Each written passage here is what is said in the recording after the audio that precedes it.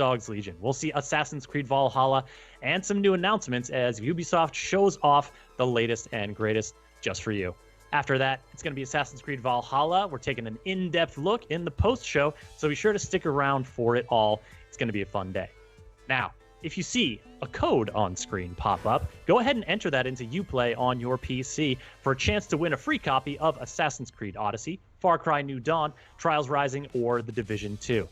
And without further ado, it's time to introduce the racers below. We're getting warmed up. Belinda Garcia, welcome to the show. Hey, Chris. Thanks for having me. Excited to have you here. A great time in this warm-up mode. Great time. I mean, I feel like were you slightly sideways? I mean, that's a good time. Yeah, it's a good time. It's always a good time. Fred Carmichael, I know that you are known to throw a flip or two. How's it been going out here for you? It's not going so good right now, but yeah, we're making it down very slowly. Very slowly. I'm sure Richard Sanford will be happy to hear the slowly part of that answer. Richard, what do you think? Hey, yeah, oh no, I'm super happy. Yeah, you all take as much time as you need. Take it nice and slow. I would love that. Taking the scenic route. Well, you know, this downhill route is definitely trickier than it looks. But fortunately, we're playing time attack here. This is the classic Trackmania mode for anyone who's familiar. You just get, we're on the track for about 3 minutes, and we get to run it as many times as we can, trying to set the best time and trying to top those leaderboards before it is through. Oh. It is dangerous, though. It is. Hills are unforgiving. I feel like it reaches a point where you just decide to throw the hammer down and yeah. At this point, control goes out the window. I'm just gonna try to careen down as fast as I can. Just kind of lift up your hands. Yeah. That's all I need. I don't care what way.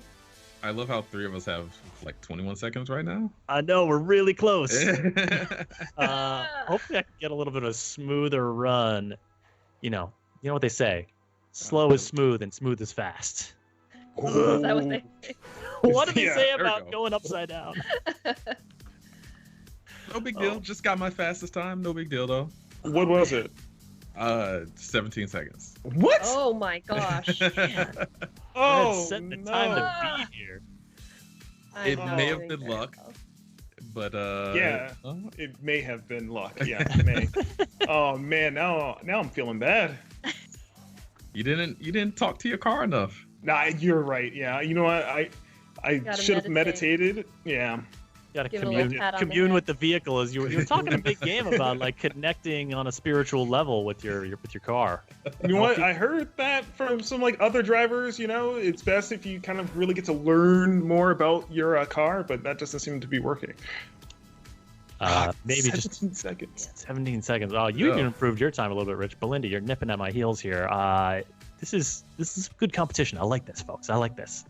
I'm more tumbling down than driving down.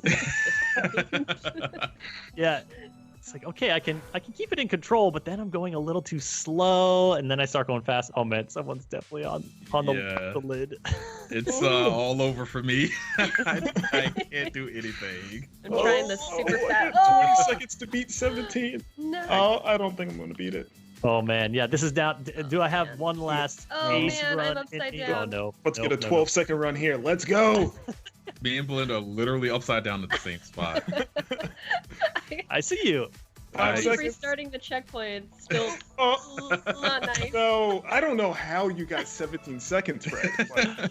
Oh, Fred takes the time attack. Nicely done. Dang. Nicely done. All right, now we're going to mix it up, and we're going to check out some rounds. Let's get into that. Now, rounds is where you race the same track. Everyone starts at the beginning at the same time and finishes. You don't get to loop it. It's one run, and then you get points based on your placement. And then after a few rounds, I think we've got 3 per track here. Whoever's the point winner wins. Oh, gosh. No, you were zooming, dude. That's a tree. That's a tree. The trees are much more dangerous on this map. Oh no! Oh no! I lost. There we go. I like it. I like it. No, don't tree. No. Okay, cool. Don't tree. Don't tree. Don't tree, please. Belinda, you were zooming though. I was zooming, but then the trees happened. I tried to cut through the dirt, and that didn't end well. The cut through the dirt, yeah. I feel like Trackmania, if you're gonna take a shortcut, you better be airborne or something, right? Yeah. Otherwise, you're scrubbing speed off badly. That where you All have right. complete control. Ah, the wall, man. I mean, I'm consistently fast as long as the track is just going in a straight line. Yeah. Which works for me, dude. It's Not you- really the Track Oh, Mania I vibe. cut through, I cut through, I cut through, I cut through. That mantle is all yours, Fred. Yes. See, I think I'm figuring out what happened. The previous round, I talked to my car about going fast and not necessarily managing the bumps. Now, you know, the car's just like, oh, we want to go fast now. And I'm like, yeah. Yeah, you gotta go fast. Gotta go Rich fast. is out to a commanding lead Yeah, here. he's got a lot of points up there. I don't 20 understand what's going on. I gotta. What's going on is that you are losing. I'm never making that turn. I don't know. No! how you make that turn. That's it. Oh, cut through. It's like one false move. All right, Fred, I see you. There we go. I'm not too worried, though, because That's true. I don't know if I can Got actually points. catch up. You got the points. right now. you got 10 points, Fred. So, All right, let's Enjoy see. them. What do we got? Rich up top with the 26. Oh, Fred in second with the 19. Then it's me and then Belinda. And shout out to Anthony, who's in our spectator seat. He's showing you the action. And we're going to switch it up now and get onto another match here. Another rounds. Rich, coming for you. Now it's time to tangle with a little bit of the more, I don't know, challenging is the right word, but kind of mix it up elements of Trackmania, such as right from the start, we get this crazy move. yeah, I was flying. Don't fly over the edge. Oh, you all instead ran right in front of me. Darts. Usually I no. fly over the Nice edge, so start. I'm already doing well. You mean nice start? I'm loving this start. It's so Oh, good. Fred, you're Why- so fast. Why are you zooming like this? So fast. How? How is everyone so fast? I don't Oh no! understand. Oh, I went up too high on the wall. Oh, okay, recovered. That was a pretty slick, actually, bounce off the wall. I mean, This is where it all Made it. falls apart. not great Oh, for my here's time. the drift. Yep. Turn right to go left, turn right to go left. I don't like that at all. It's like unmanageable. This huge ice wall, you mean? I think A it's kind of fun. giant ice. Oh, No, No. no. Oh, gotcha. The Gotcha. trick is you just Smoked don't me at the slow end. down It at all. did. Ooh, Fred Hey, out Fred. to the early lead. Nice. Yeah, Fred, I'm gonna need you to hit one of those pillars. All right, I got you. Got you right. And- No problem. No problem. Happy to apply. Very considerate of you, Fred. All right, you can tell when I'm making not a great maneuver by when my voice. Oh, Rich, Oh, you, man. well, hold on. Where you going? The Beep, pillar beep. curse. The cursed pillar. First pillar. Yeah, the thing, it's that thing where like if you end up you want to look at them so that you know where they are and can avoid them, but if you look too long, you end up focusing on them Yeah. and then it draws you inexorably in. Alright. Hi, Fred. I don't appreciate that, Rich. I don't All right. appreciate that. All right, yeah. True. Ooh, all right. Well, as Belinda and I battle it out for third, it's Fred and Richard at the top. Oh no, I didn't start quick. She's good at this. Got him. At the top, battling for that top spot here in our second round competition. Who's gonna hit Obviously, the stakes pillar? are high. Oh gosh, I messed up. Yeah, I hit it. Oh, Oh, the no. pillar. I made it. It might be all over. Oh, wow. no. Oh my goodness. How I don't know what's happening because you guys are behind me. Oh, the grass got me that time. Grass is also bad. Easy All these now. terrains. I just went so high in the air. No. Whew. I do not have the juice to make it across this terrain. Belinda. There we go. I'll give this one to Rich. I'll give this one to. I am mean, in the you cactus also- lands. I should You have also gave the previous one to me too. Yeah, you asked nicely, so True. Yeah. Got Chris out of third. Not a All that great matters. round for me. All right, let's go to our third and final map here and settle who the real champion is. It's going to Coming be for ya. Richard. All right, well, we're coming into the final rounds match now. The final track. Fred, you have been a contender for the #1 spot here, but so far Richard's been getting the best of you. What's your approach to this track? He's fast, but not fast enough. I got this one. This one's kind of tricky, so I'm pretty confident. Feeling good? You feeling spry? Yeah, I'm good. I'm good. I like it. Belinda, I think you're out in front of me. Could you please, like, not? Is that it? Is that okay? I'm No. trying Keep to give you a going, little. Belinda. Nope. You're all right on my tail. We're all pretty close. Oh, crap. We are. These little bumps, big bumps in this track, are very hard to maneuver over. Oh, yeah. This raised, it's like, it's banked if you hit it from one direction, but then if you go over the hump, it's gonna be a little trouble. You just gotta Oh, believe. gosh. You just gotta Oh, believe. man. Keep it going. All right, Chris Gotta and get- Belinda, I'm gonna need you both to beat Fred, please. Nah. Oh, you're gonna recruit us. Yes. You're right. Now we're all just gonna teaming go up. flying off the track right at the beginning here. Wow. The I pressure's on. mean, his gamer tag is UB Rich. Is that a promise if we comply? Yes, it absolutely is. You Yes, will be rich. Absolutely. You will be rich. Be rich in satisfaction that Richard won, I guess. Yes. I'm gonna take a number one spot at least once during this Take diggity it, dang Chris. broadcast. I'm happy with 3. I like the Oh, bronze. man. Happy I'm with not the happy. bronze. Is up there. Yeah, I don't know how he's doing that. Ooh, it's just, I told you, you gotta talk to your vehicle. Oh no. Okay. Oh, Yes. all right. Game Oh mode man, now. that's a That's a gonna be a bad one. close one. I don't know. This could be a close one. These points are adding up. That was a big bite. Rich down in third. Mm-hmm. All right, No. here we go. This is gonna settle Slow it. and steady. Slow and steady in the Well, back. Taking the scenic route. Taking the scenic route. Take our viewers on a lovely journey here. Oh gosh. Ooh, little hippity hop. Oh, Think about no. those.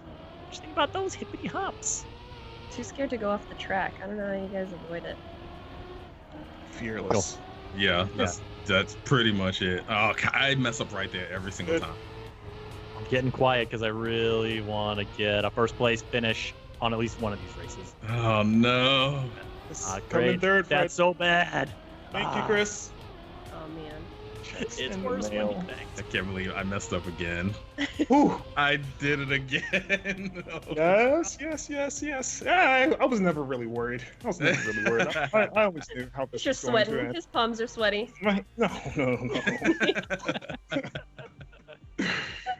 Oh, I don't like live that. ranking there. UB Rich wins the match. GG. GG. GG's. Nicely done. All right, folks, that's going to bring our little Let's Play kind of competitive segment here to an end. I want to thank y'all for participating. Belinda, nice work out there. I tried. I just love the scenery. I was just taking my time. Listen, it's fun to get out there in a fast car and just do some things. I like agree. Fred Carmichael, close, but no cigar this time around. Are you plotting your revenge already? I'll get him next time. Richard, is there going to be a next time, or are you just going off into the sunset with this W? I mean, I'm definitely driving off into the sunset, but even if there is a next time, I don't think he's going to beat me. And thus a rivalry is born, or maybe continued? Yeah. Yeah, continue, definitely. Thank you all for joining so much. Folks, coming up next, we're going to be taking an in-depth look at the map editor and some of the creation tools in Trackmania. But first, let's do a little schedule check-in. After our Trackmania segment here, it's going to be the Ubisoft Forward pre-show at 11:30 a.m. Pacific time, where we'll be seeing some AI teammates coming to Ghost Recon Breakpoint, getting an update from the Crew 2. Trials Rising will be showing off a fan favorite, and we'll see a whole bunch more games on display. Then at noon Pacific time, when that timer runs out, it's going to be Ubisoft Forward, the main showcase, Watch Dogs Legion, Assassin's Creed Valhalla, some new announcements, and more. Don't want to miss that one. And after it's over, stick around for an in-depth look at Assassin's Creed Valhalla. That's all coming up here shortly. But now I've got Augustin De Vita, producer at Ubisoft Nadeo, the creators of Trackmania, joining me to talk about creation in Trackmania. Augustin, welcome. Hello, Chris. So happy to be here. Oh man, exciting times for you. Your game has just launched. People are out there racing in droves. How does it feel? It feels great. I mean, it just feels great. The game is really, really good. It's really an evolution of Trackmania, and we couldn't wait for it. And also, folks are out there creating stuff. We see it right here. We're seeing some map creation sped up. We got a little time-lapse thing pre-prepared for us here as we talk through the map creation mode. But I guess give us like an overview starting off, Augustin. Like, what was your team's goal when like putting these creative tools in the hands of players? So we always want the tools to be easy to handle, and the big issue we were facing that there is too many blocks in the game. There is 1,600 blocks in the game actually, and so we had to organize all the tools and to organize the new features. And he's doing a great job right now because he knows what he's doing. But when you start making the first map, you really don't know where you're going to. It's really hard to get to. And, when you say blocks. Really Sorry to interrupt, but when you say blocks, you just mean all these little pieces that we're seeing of track, planted this way, that way, this terrain, that terrain. Yeah, that's how it works. Every piece of the map is what we call a block. So it's some size, and you can go like diagonal. You have roads, you have decoration, you have checkpoint, start, finish, you have boosters. And all of this makes a map, so there is so many blocks that there is an infinite combination possible in the map editor. And there's also trees, as I know from personal experience. Yeah, you can get into them pretty quickly in the game. So we're seeing here the player's not just sort of creating the map. They're also like, okay, I added a little bit, now I'm testing a little bit, now I'm adding a little bit. That testing is kind of like the immediate feedback on, is this working? Is it not? Is this the feel I like? Is it not? Yeah, you always have to test what you're doing just to see if the curve is right, if the speed is right. And we added some tools for that. So, for example, when you test and then you come back to the game, you have your ghost to see what was your speed at this time and to try to reproduce or to do better than him. So you can try every part of the game and get really good in really good map for the players. Interesting. Okay, so when you're starting out, obviously we're seeing someone with some map creation skills. But when players are starting out, are there some tools to help them out? Is it pretty? What do you recommend in terms of like, okay, when you're starting out, just try to make like a simple shape, or try to just put in a sick jump, and that's good. Yeah, well, in the free version of Trackmania, there is what we call a simple editor. So there is a simple editor and advanced editor. What we're seeing now is the advanced editor, so with all the tools, all the blocks. And the simple editor is like a best of blocks. So the blocks you need to do like a simple track, but a good one. You can at least make a good one. And I recommend to start with this. And then after you can get to the advanced editor and make crazy stuff like he's doing right now. Nice. Now, is that advanced editor pretty akin to what the Trackmania team uses to create the actual tracks in the game? Yeah, it's exactly the tools that we are using every day to make the track. Every tool we put in the game, we give it to the player as well, so they can make the same track as us. Nice. So you can challenge people to beat you at your own game a little bit? Yeah, and sometimes they're better than us. They do tracks that amaze us. I mean, I played some tracks that I always remember because it was so great. Well, that's when you hire them for the team, right? Yeah, it happened. We hire a lot. Well, the guy doing the video right now he used to be a player, and he's still a player, and now he's working with us. And we always have like pro players coming into the team and designers and level designers. That's very cool. So, I mean, we're talking here about the Trackmania community then. There are people out there going to be creating these tracks. If they're creating the tracks, they want people to race on them. How do they get folks in the seats, to race on their track?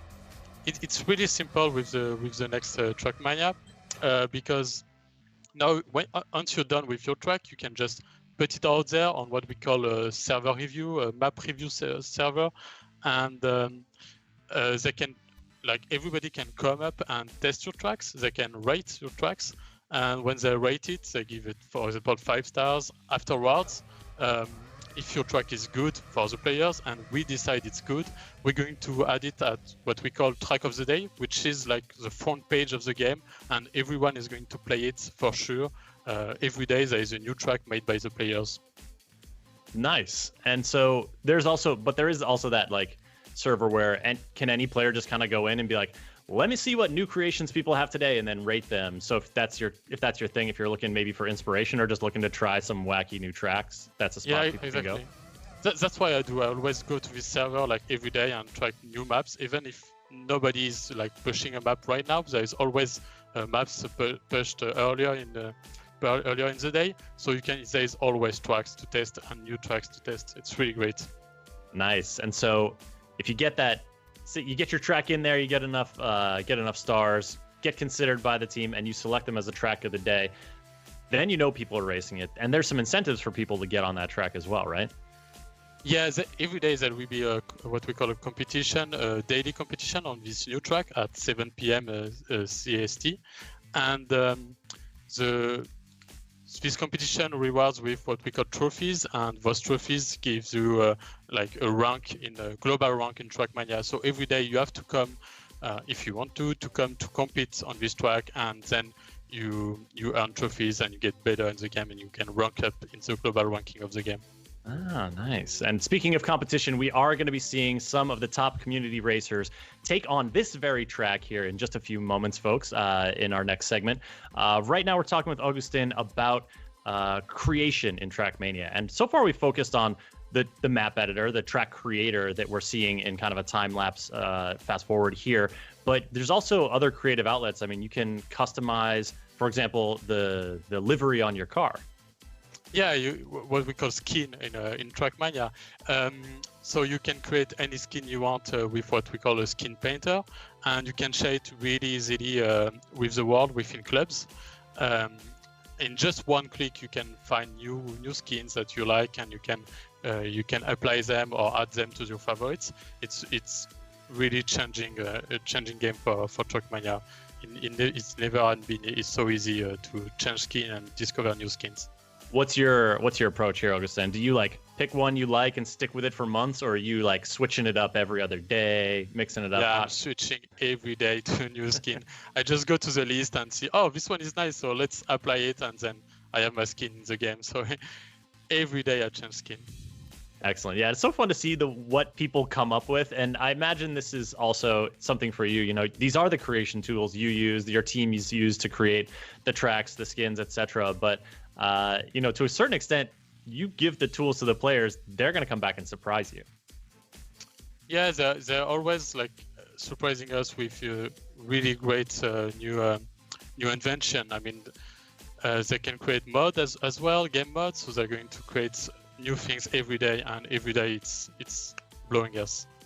And one of the things that I have really enjoyed, you know, even when not playing Trackmania, is seeing some of the like highlight reels people put together, because as we'll see a little bit later on, and as you folks who know Trackmania know very well, Trackmania tracks can get pretty wild, and the kind of precision, the like just like excellent slick like drift precision that people can display looks really cool, and you have some in-game tools to help people showcase that stuff. Yeah, on every track you can save your replay, and then you can use it to make your own videos. So this tool is as well the tools that we're using to make trailers, and at the same time players can make their trailers. They can add up, I don't know, 1,000 cars on the same track to do like a wave, what we call a 1K project. And it's really good to see what they can do with that, because they can change the light, they can change the skins, they can change the color, they can display text in the editor, and it's really, really great. Well, there we have our completed track. Don't forget to save your tracks when you're creating them, folks. And we'll be taking a look at this. There's an autosave. Excellent. Yeah. Augustin, you put a lot of people's hearts at ease just then. We'll be taking a look at that track in action in just a few moments here. But Augustin, before I let you go, I wanted to touch base on just kind of again that community aspect of, you know, how do people find these creations? What's a great way? Like there's the club system that sort of allows people to connect to different clubs of friends, or maybe this club focuses on certain types of races, and et cetera, et cetera. Just give us an idea of how people are going to share these creations and discover people's creations. Yeah, so in the game there is what we call clubs, and you can create or join any clubs you want, private, public, with friends, for example, or just a streaming community within a club. And within those clubs, you can share skins, you can share maps, you can create what we call a campaign, which is the same tool we're using to create our own campaigns with 25 maps. And you can create also events, so people can gather around and use the same skin, for example, have a club tag and compete within each other on leaderboards and share everything they can. They can also share videos, for example. It's really Excellent. Well, it sounds like there's lots of tools for folks to get creative, to share those creations, to discover new stuff, in addition to just racing and trying to beat the tires off of each other.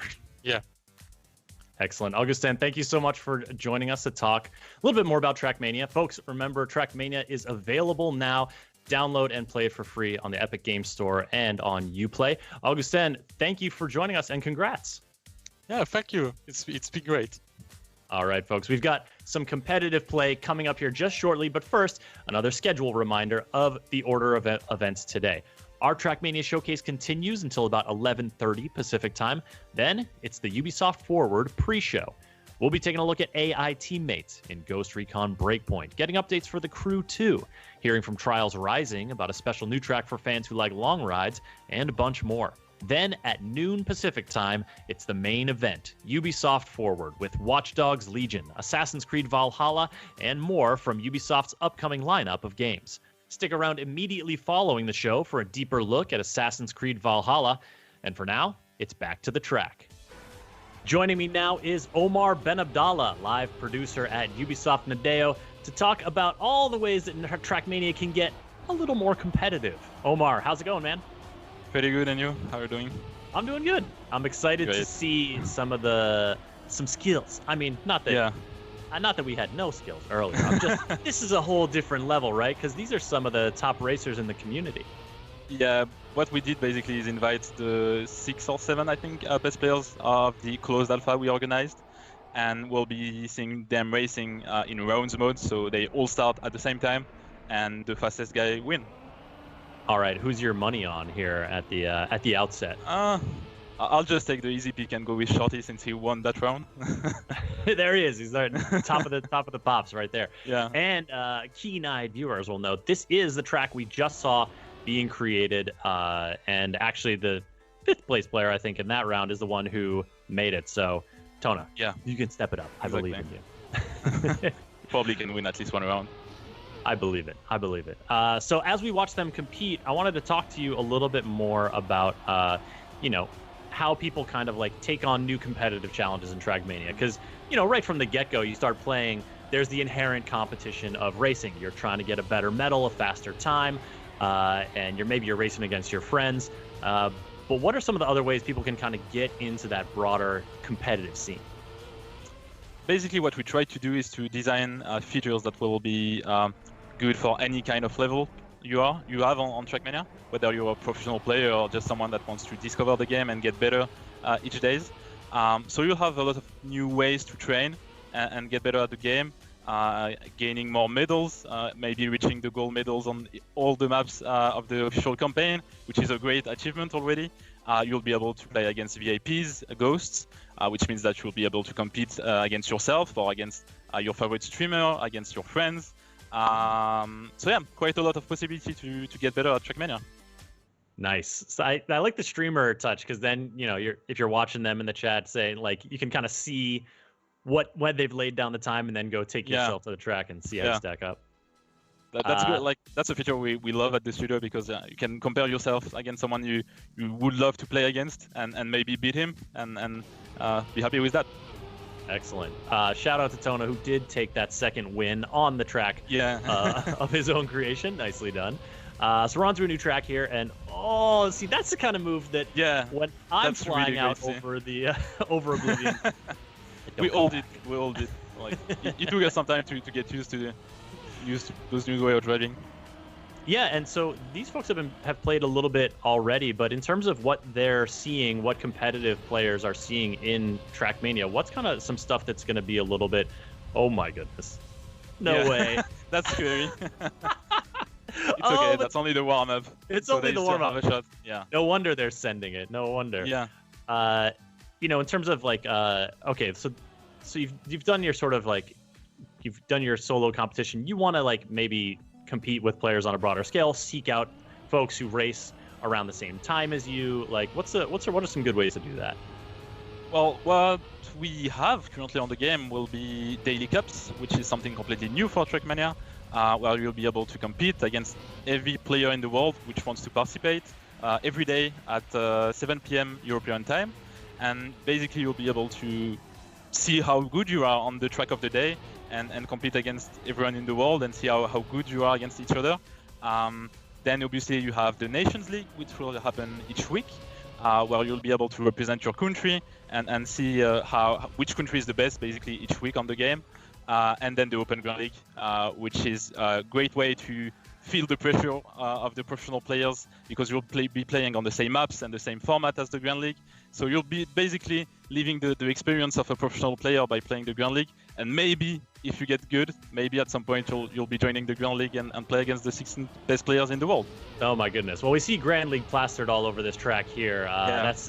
That's the sort of highest level of Trackmania esport. It is basically what we have on the Grand League is the 16 best players in the world. You cannot have anyone better than them, and we just put them on a special format that we design, where everything is possible until the end and the last second of the last track. So it's really great to see, and we're excited for the next season, which will start on September. Nice. So in September, more Grand League action coming your way. But there's a lot of competitive space in between the tippy tip top for you to get involved. And is that something that in terms of like, I just booted up Trackmania, I've raced a little bit. Is that going to be easy for players to find? What's the way to get into that? Yeah, you'll have an in-game menu which is called events, and basically you'll be able to check out the events you want to play maybe during the week, and it will be also easy for the people to create events through the clubs, where you'll basically be able to create an event in less than 2 minutes and decide which map you want to have, which kind of format. So we made everything easier for everyone on Trackmania. Nice. So that can even be just you creating the events to just play with your friends or your classmates or whatever else. Yeah. Nice. And so these clubs, this is kind of a way, like clubs are also a way that people can get into, finding people who, like to race at the same time again, or, are friends or are connected through different ways. And the clubs can be kind of any size, right? Yeah.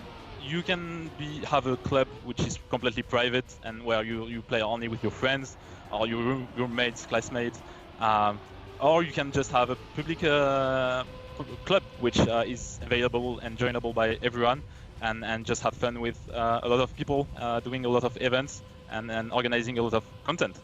And maybe just a club that focuses on huge jumps like the one we just saw there. Like we see, only jumps maps and that will be quite great, I would say. Quite fun also. This is a pretty close match. Actually, the we top have leader only has a few match. points ahead, so I like it. Thanks for recruiting these folks into the action here, to give us a look at some real speedy, real tight turns. Yeah, you can see how good they are by their drifts and how well they know the maps, obviously, since they've been playing the alpha for I think a bit more than two or 3 months now. So they're getting used to the game and they're playing really good compared to what we do. I wish I had watched them play before our session earlier, but that's all right.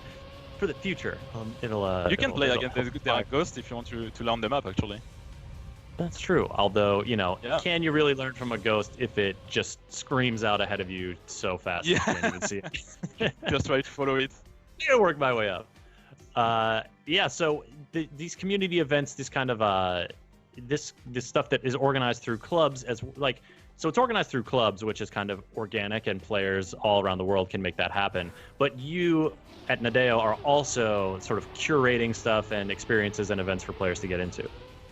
Yeah, what we try to do is to have a mix of community event, where basically we have players organizing event. That's something that is there for more than 14 years now on Trackmania, so we love to see that. We love to see community creating content on our game. We also organize ourselves our events through the Grand League, the Daily Cups, the Nations League, and things like that.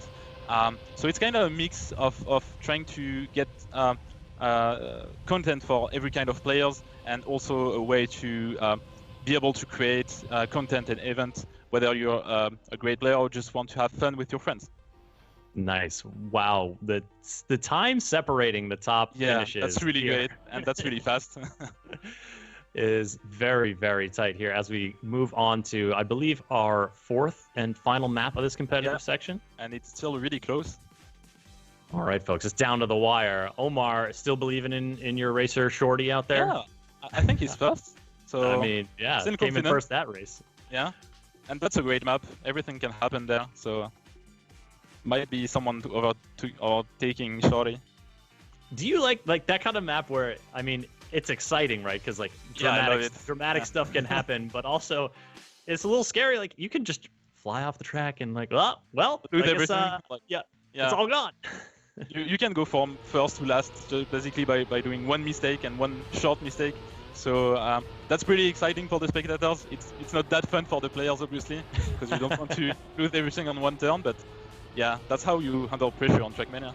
Yeah, you know, at some point, like, fun becomes like, oh, it's the thrill. You know, you're risking a lot more for the bigger payoff, right? Yeah. What do you call this kind of road surface here that's like a hill in the middle? I was trying to figure this out earlier.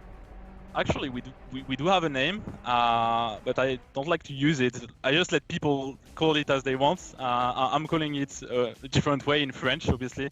Oh, sure, of course, yeah. Basically, everyone can name the road as they want, and there's many ways to say it, like select the road we are seeing right now. The language of racing. Yeah. It takes many forms. Yeah. All right, so we're watching the competition play out here. Once people, you know, Trackmania is out now, free to download and play. What would you recommend in terms of like, okay, I just want to get into the competition against other folks. I want to challenge myself right out of the gate. What's the best way to get that started? To be quite honest, the best thing will be to play the Daily Cup, because you'll be facing players from all around the world on a track that is known only each day. So the track of the day map. So you'll be able to see how good you are against other people, and you can do that every day, so you can maybe see your progression on the whole week, and maybe at the end of the week you'll be able to beat people that you wouldn't even think about on the early state of the week. I like that. I like that kind of like, because you know, a lot about kind of competition is that progression and, you know, the sense of moving up in the rankings, but also of, oh, like this person is always the one who I see a few places ahead of me. Like you're chasing them. Yeah. You want to track them down. Now this is our last race. Is that right? Yeah, last round, and Shorty is second. So I have quite some pressure, to be quite honest. The pressure is on. They're coming around these like not quite slalom, but he's in there. Oh, yeah. Yep, coming up around this big, it's like S turn. He's still first. I believe in him. he can feel the positive vibes coming from you. You can see the slow motion vlog there, which is quite fun also to watch. And he's finishing first. Great. There he goes. I got it. It looks like Omar backed the right racer. Shorty coming in with a victory. And Omar, thank you so much for talking about competitive Trackmania. Anything else you want to mention before we wrap it up? Well, obviously, thank you for having me, and thanks to the players for playing this competition. Thanks to all the closed alpha players we had, because they help us truly to make this game better, and we're pretty happy with the Trackmania we have right now. So yeah, just play Trackmania, it's free, and have fun on it. I'm pretty sure you'll have, and yeah, that's it. All right, Omar, thank you so much. Trackmania, folks, it's out now on Epic Games Store and Uplay. Go ahead and download it. Get in there and get racing.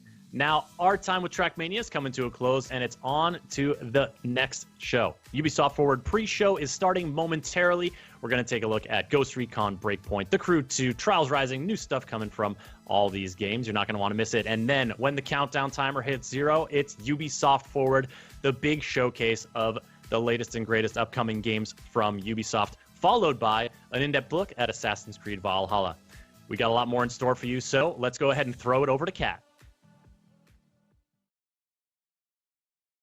Thank you, Chris, and hello, everyone, and welcome to the Ubisoft Forward pre-show. The main event will be starting in just 30 minutes and will feature news from our unreleased games, including Watch Dogs Legion, Assassin's Creed Valhalla, Hyperscape, and more.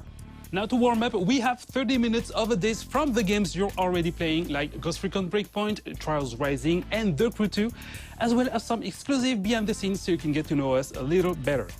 So let's kickstart this pre-show with an update from Just Dance 2020.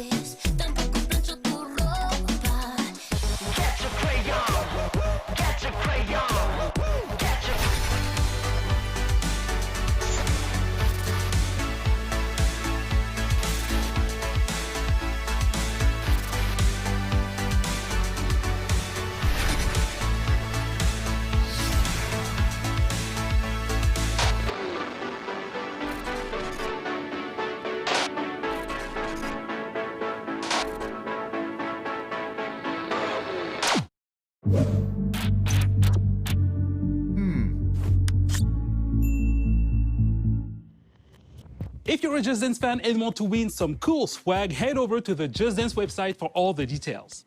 For our next segment, we have something a little different than what we usually do. A few years ago, Ubisoft created the Ubisoft Entrepreneurs Lab and the Open Innovation Accelerator. This allowed us to create partnerships and synergies with indie studios from across the industry. And since so many industry events were canceled this year, we wanted to showcase several indie projects and teams that Ubisoft has been collaborating with over the past few years. Our first indie showcase is developer Machine & Mensch, who is working on the Curious Expedition 2. Let's hear more from the team behind the game. Hi, my name is Masha and I'm a game designer at Machine Mensch. Machine Mensch is a small and diverse indie game studio with 8 wonderful employees based here in Berlin. Our connection with Ubisoft came through a program dedicated to create ever-growing relationships with independent developers, to talk about and share expertise and knowledge. We work together in mutual respect, which we much appreciated. We're working on the Curious Expedition 2, which is the sequel to our expedition simulation game. This time, the game is set in Paris in 1899, during the World Expo when the Eiffel Tower was built. But more importantly, you will be traveling to these mysterious islands, you will be interacting with unknown tribes, fight dangerous beasts, find many secrets. Thanks to our procedure technology, every time you play, it's a new world, new characters, and a new storyline that you shape with each of your interactions until it becomes really your own unique adventure.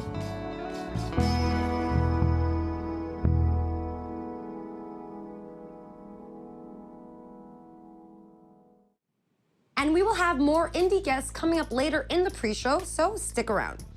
Now, a while ago, Ubisoft released its very first live-action TV show on Apple TV+, and it's a comedy about making video games called Mythic Quest Raven's Banquet.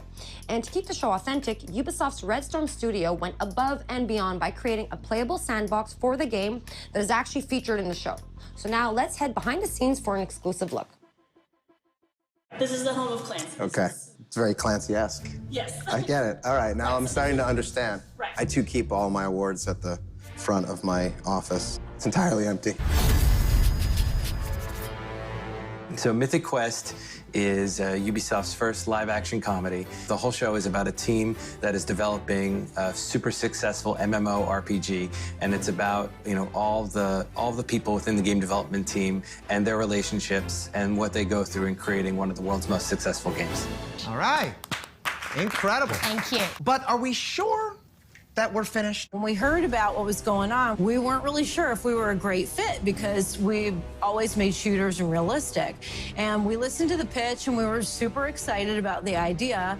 So we thought, all right, what does Ubisoft have that we could channel to fit this? You're fucking me. Yes. You're fucking me. But I'm not enjoying it. It's for the game. When we started on the project, I think we imagined we would just make video clips that would run on screens in the background or something, so it would feel like a real game studio. But once we saw the script, once we started collaborating with the team, we realized, oh, they want a game, like an actual game. Of course, making an actual game would take years, so we started selecting the pieces that they really needed for certain scenes. And from there, it was not long before we said, what if we make this actually playable? What if we make it so you can connect a controller and control the characters? And so that's what we ended up doing. The thing that I love love most is the shovel. Exploding people's heads with this thing is straight fire. Crunch, man. We had requests to do things like make a contagious viral disease in which people bleed out of their eyeballs first, then they bleed out of their anus, then they vomit and bleed out of their anus at the same time. We set it up in such a way that you could trigger it in stages because we didn't know what the timing was going to be. The idea here is we can hit it and control the timing of when things are happening. So the next time you hit it, he starts puking out blood. And at this point, we would probably have the camera start panning back like this. And then you can hit the button again, and you can see the blood ocean itself has started coming in. And so now they're all bleeding out of the back end as well. And then the final is just everybody exploding in bloody gore. And then this was Keith's idea. He wanted the skulls coming up and bobbing up and down in the water, so. David, can we actually make this quick? I've got a lot of work to do stripping Blood Ocean out of everything. Yeah. Releasing a disease into the game right before a global pandemic was not a great look. Today was the first time we showed Mythic Quest Raven's Banquet to an audience. I've never seen it with more than 6 or 7 people in a room. And so I wanted to make sure that we gave them an opportunity to hopefully recognize that this is a giant love letter to them, to the industry itself. I was a little nervous, I gotta be honest. I thought it was gonna be a little cringy, but it was fantastic. I thought there was a lot of truth and in the humor. It's about time that we had a show about our industry. You could tell when the audience was laughing, when they really hit something that felt like the game industry. I think it's brilliant.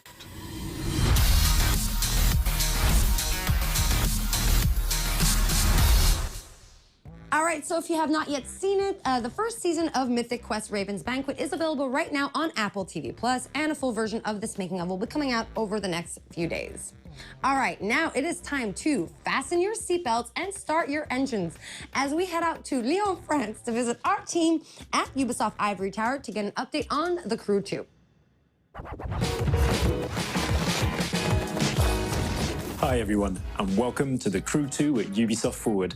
My name's James Reese, I'm a community developer here at Ivory Tower, and I'll be your host for this quick glimpse into all the exciting things we have going on over the next few weeks. It's been 2 years already since launch, with 6 major updates and hundreds of vehicles under our belt.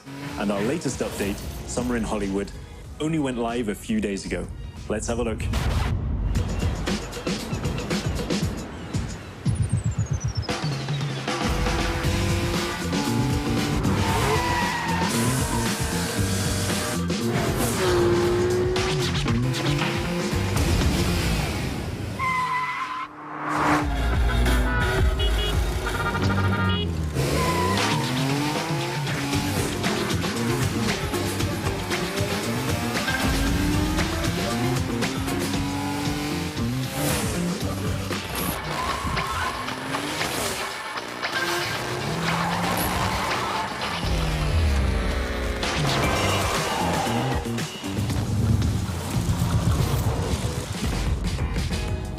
Wait for you to get your hands on what's coming. There have been a few speed bumps along the way, but over the past 2 years, you, the community, have made The Crew 2 a motorsports playground where all players are welcome and where anything is possible. So thank you to the Crew Social, Exchange, Discord, Reddit, and all of our players. We've got a little something for you in-game to show our appreciation. It's the 67 Volkswagen Beetle, so let's see what kind of Hollywood twist you can put on it. That's it from me. There'll be more news dropping over summer, so keep your eyes peeled, starting with this.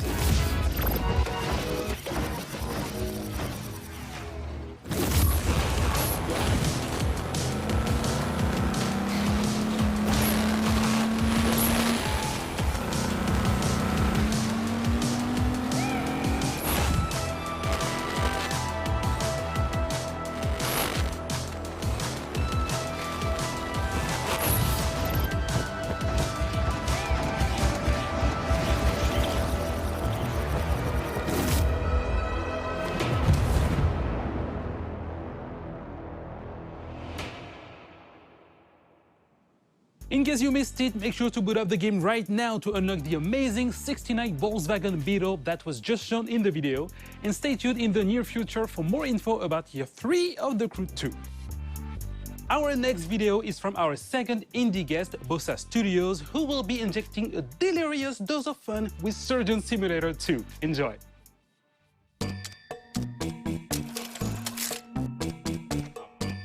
Hi, I'm Nate from Bossa Studios, and I'm a senior game designer on the upcoming Surgeon Simulator 2. So at Bossa, we're always keen to share game development knowledge, and Ubisoft has been a fantastic partner in this. They deliver lectures on procedural content development and player science. And in turn, we shared with them the ideation processes that we use to develop initial ideas into living, breathing games. Which brings me on to Surgeon Simulator 2. We've really doubled down on the physics-based pandemonium that the series is notorious for. And we've pretty much expanded on every other aspect of the game as well. So this time around, you're no longer just a floating hand confined to the operating table. You're actually a full first-person surgeon with an entire medical facility to explore. And in addition to the levels that you'll find in story mode, you'll now be able to create your own unique levels and experiences using Bossa Labs creation mode. So it's a really easy to use, intuitive set of tools that allows players to create either on their own or in online multiplayer with up to 3 friends. Everything players create can then be uploaded and shared with the community, and here surgery really is just the tip of the iceberg. During our closed alpha period, we've seen players create all sorts of amazing stuff, from bowling alleys to space stations, pirate ships to horror-themed escape rooms, and this is before the game is even released. So we absolutely cannot wait to see what players create when we launch the game this coming August. And in fact, if you pre-order Surgeon Simulator 2, you can receive exclusive closed beta access.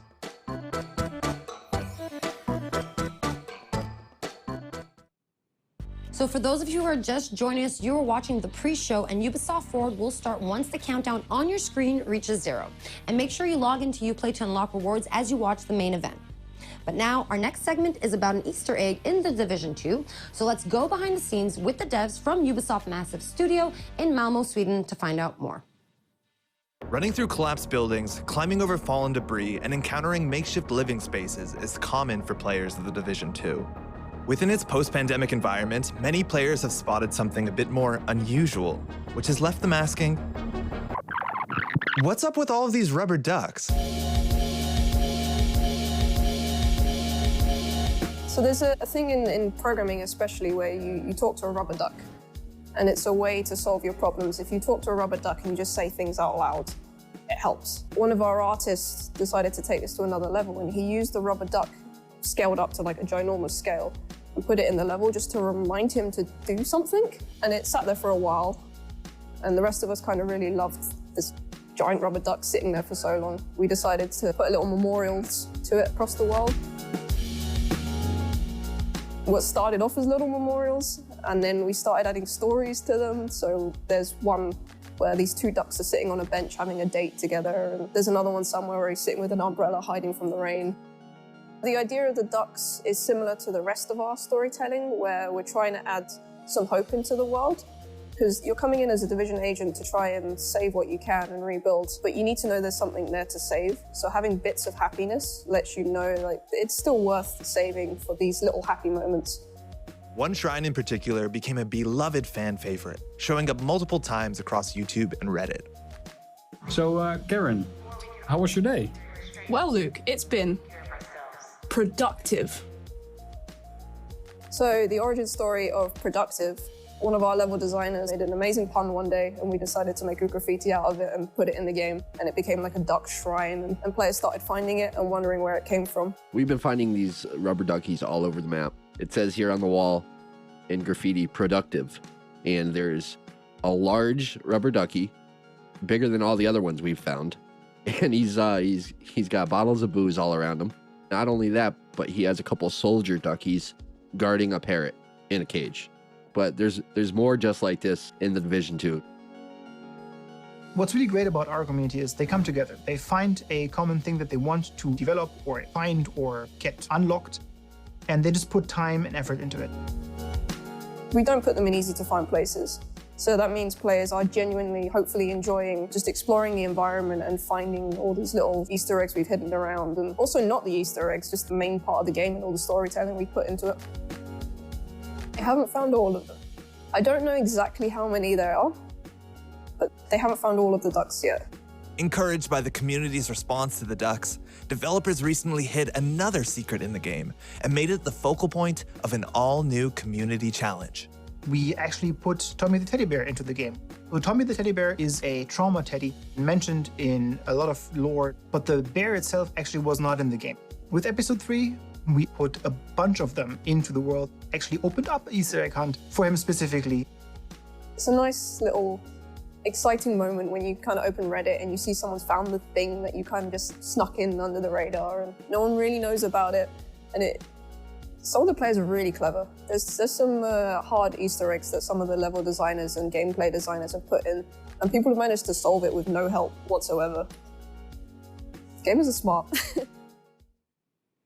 So now that you know, be on the lookout for both the ducks and teddy bears next time you boot up The Division 2. We now have our final indie guest, Thunder Lotus Games, who were the 2017 winner of the indie series that took place in Montreal. So let's find out more about the beautiful coziness of Spiritfarer in this next video. Hey everybody, I'm Rodrigue, marketeer at Thunder Lotus. We're an indie studio based out of Montreal, Canada, and makers of the games Jotun, Sundered, and our new game Spiritfarer, which is due out later this year. For the past 6 years, we've tried to make AAA quality games with a hand-drawn indie heart. Hitting a quality standard consistently in game dev is a huge challenge. There's so much trial and error on the path, and during the Sundered production, we were lucky enough to have the Ubisoft Entrepreneurs program in our corner to help us reach our goals. As co-winners of the Ubisoft Indie Series in 2017, we received not only generous funding, but also crucial mentorship and access to the Ubisoft testing facilities. So we're grateful to Ubisoft for their support and helping us make what would become our biggest success to date. We've taken that experience with us onto what is our most ambitious production yet, and that's Spiritfarer, which we're calling a cozy management game about dying. In Spiritfarer, you play Stella, the newly appointed ferry master to the deceased. And as Stella, you're going to build a boat, you're going to explore the world in search of spirit passengers seeking passage to the afterlife. You're going to spend relaxing quality time with them, you're going to create lasting memories, but ultimately, you're going to have to learn how to say goodbye to your cherished friends.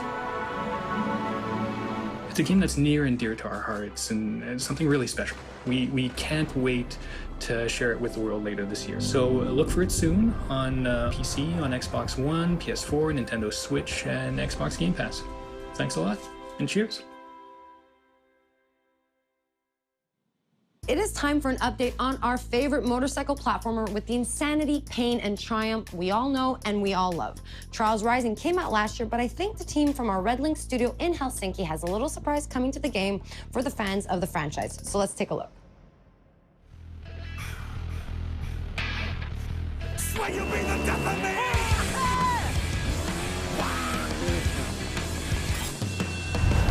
Hi, we're here today to introduce you to an exciting new endurance challenge coming to Trials Rising.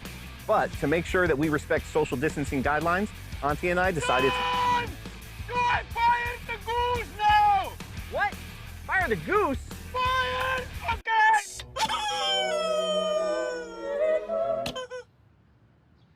Okay.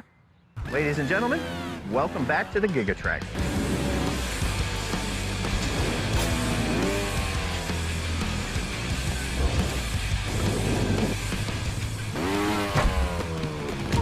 Far from a remake of the classic track from Trials Evolution, this is an all-new journey across the world of Trials Rising, in by far the longest track that we've ever put in a trial.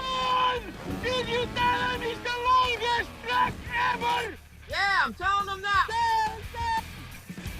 By far the longest track we've ever put in a Trials game. The Gigatrack will take you across many different environments, from the iconic...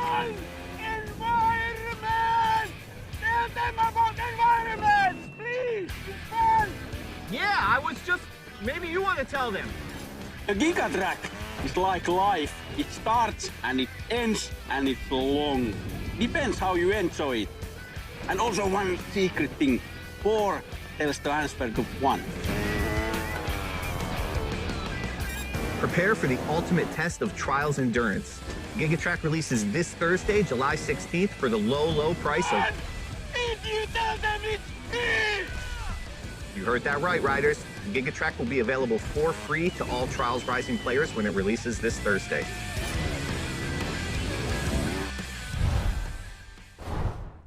You heard that right, the GigaTrack is coming to the game and it will be the longest, most insane track in Trials history, and it will be free for all Trials Rising players.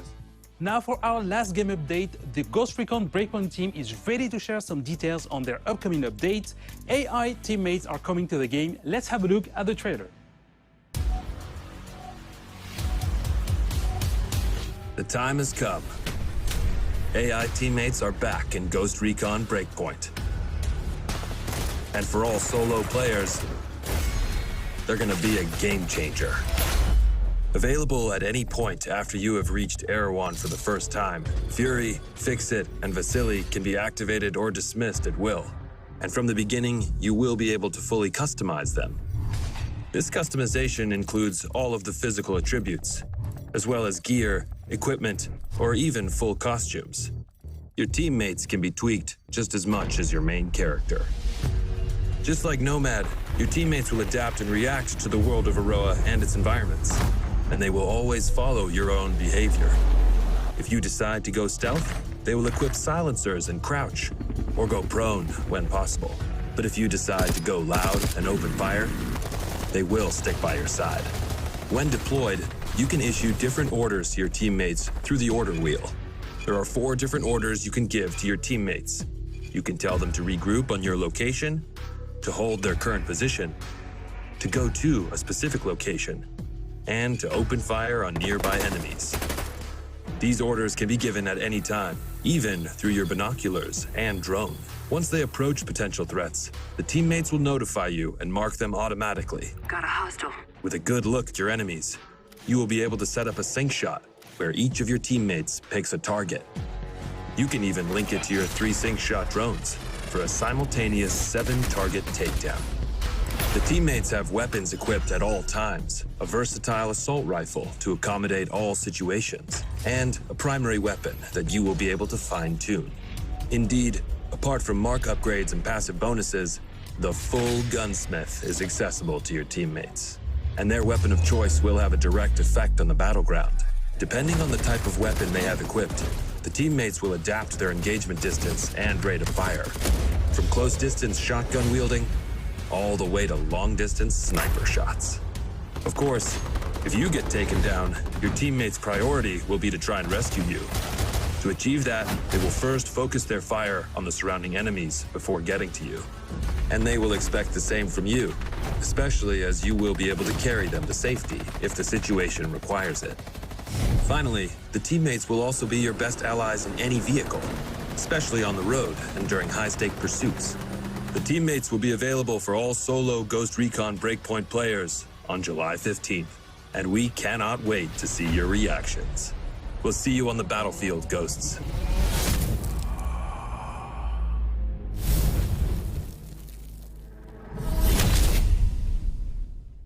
Hey Ghosts, I'm Grace from the Ghost Recon team.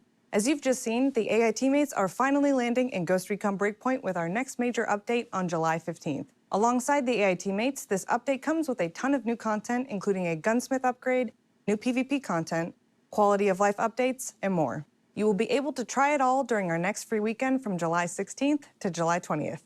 But that's not all. We've got one last thing to show you. Enjoy, and we'll see you on Aroa, Ghosts. To anyone listening, this is Haruhi Ito speaking for the Outcasts.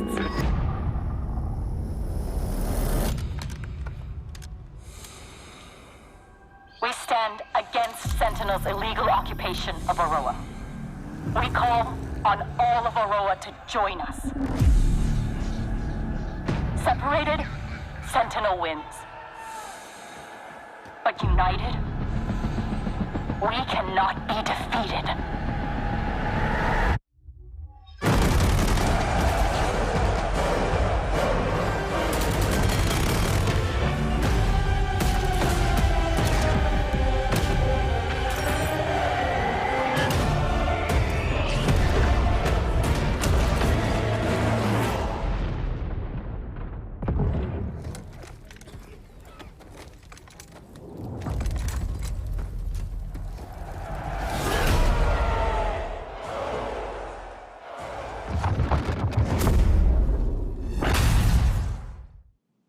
And now our very final video for this pre-show is another episode of our wow moments comparing the craziest and coolest clips from you, our players.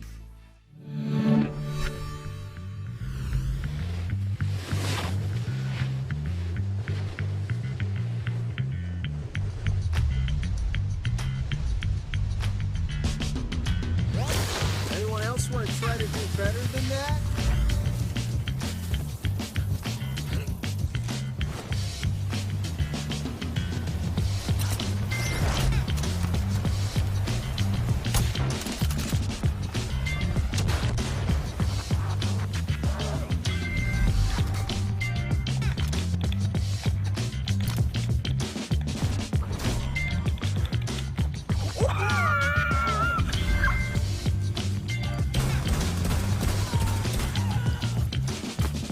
I was gonna interrogate him. Oh, you can interrogate this guy though. Oh, okay.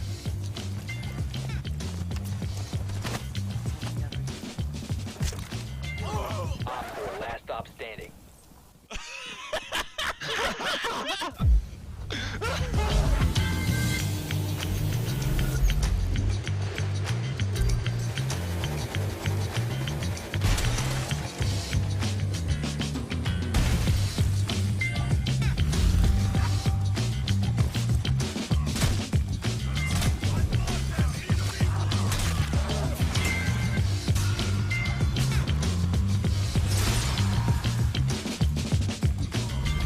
So there's a line that people want me to yell, but I can't usually do it because I'll freak out my neighbours. But as you can see, I'm at the Crashing Ocean Beach and there's no one too close, so... Reloading! Fuck, someone saw me, I gotta go.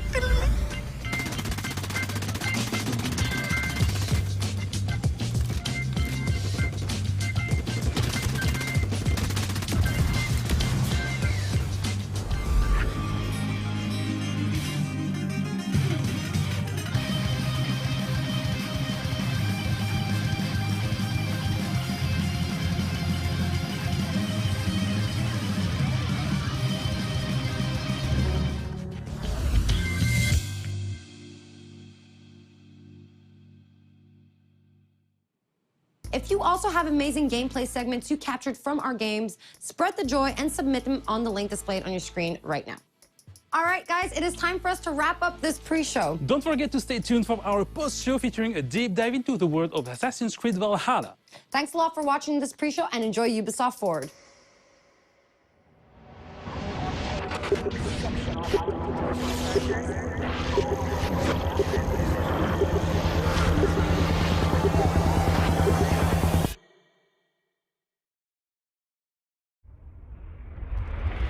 This is Ubisoft. This is Ubisoft Forward.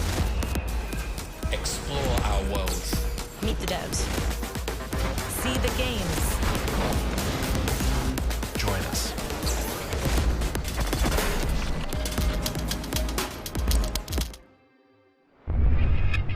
Hi everyone, I'm Neelam Kumar and I'm very excited to be co-hosting the first Ubisoft Forward with the talented Yusuf Mageed.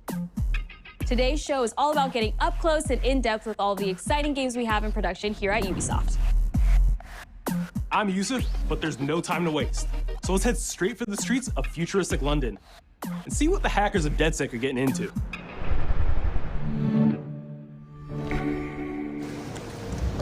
The illegal paintings spreading subversive and hostile messaging over the last few weeks across London are not the work of several people as was originally believed, but the work of an individual.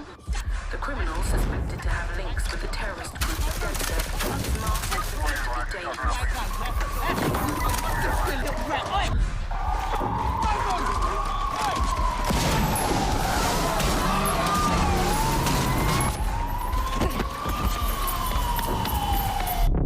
Authorities recommend not to approach the individual.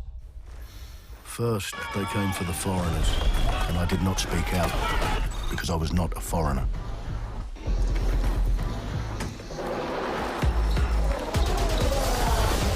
Then they came for the protesters, and I did not speak out because I was not a protester.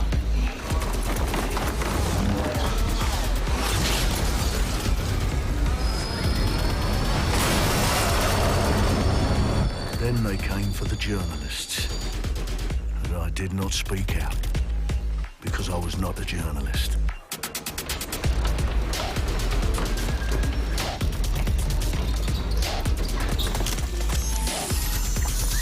And then they came for street artists. But I did not speak out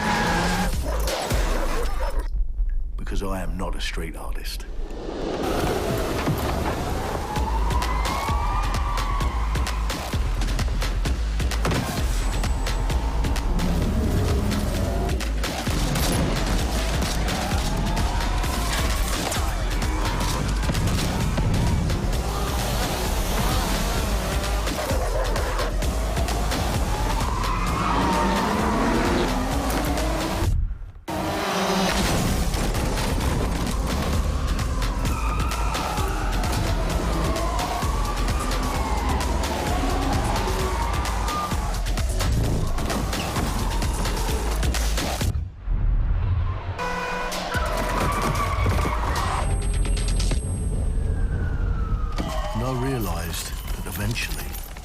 For me, and there would be no one left to speak for me.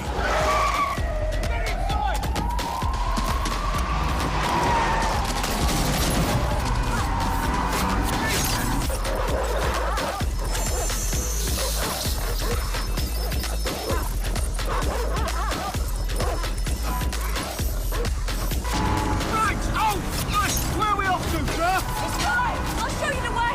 Okay, sorry, miss. Jesus! All right, so we're in a total mess now, so let's get the hell out of here.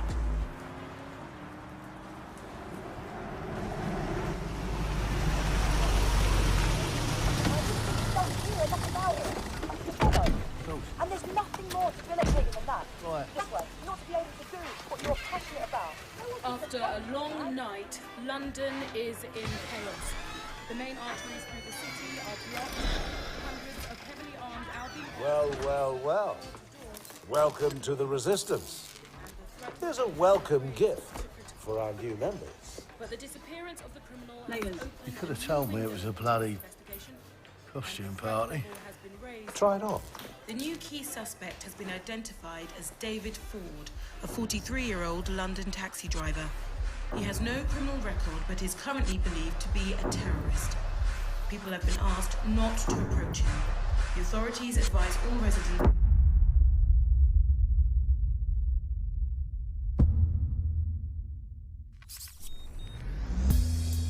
I'm Clint Hawking. Clint has been a longtime creative force here at Ubisoft, and now he's bringing this vision to Watch Dogs Legion. So yeah, what we just saw was an amazing short film by the director Alberto Mielgo that was inspired by Watch Dogs Legion and looks at the game and the universe and the characters through his incredible artistic vision and visual style. The city needs a resistance. Like the film, Watch Dogs Legion tells the story of ordinary heroes setting aside their differences in order to come together as a collective and to fight for a positive change. You can literally recruit and play anyone who you see in the open world. You profile people that are interesting to you, you help them with their problem, you play their origin mission. Just help me get some closure and I'll do whatever you want. Sounds like a DedSec problem.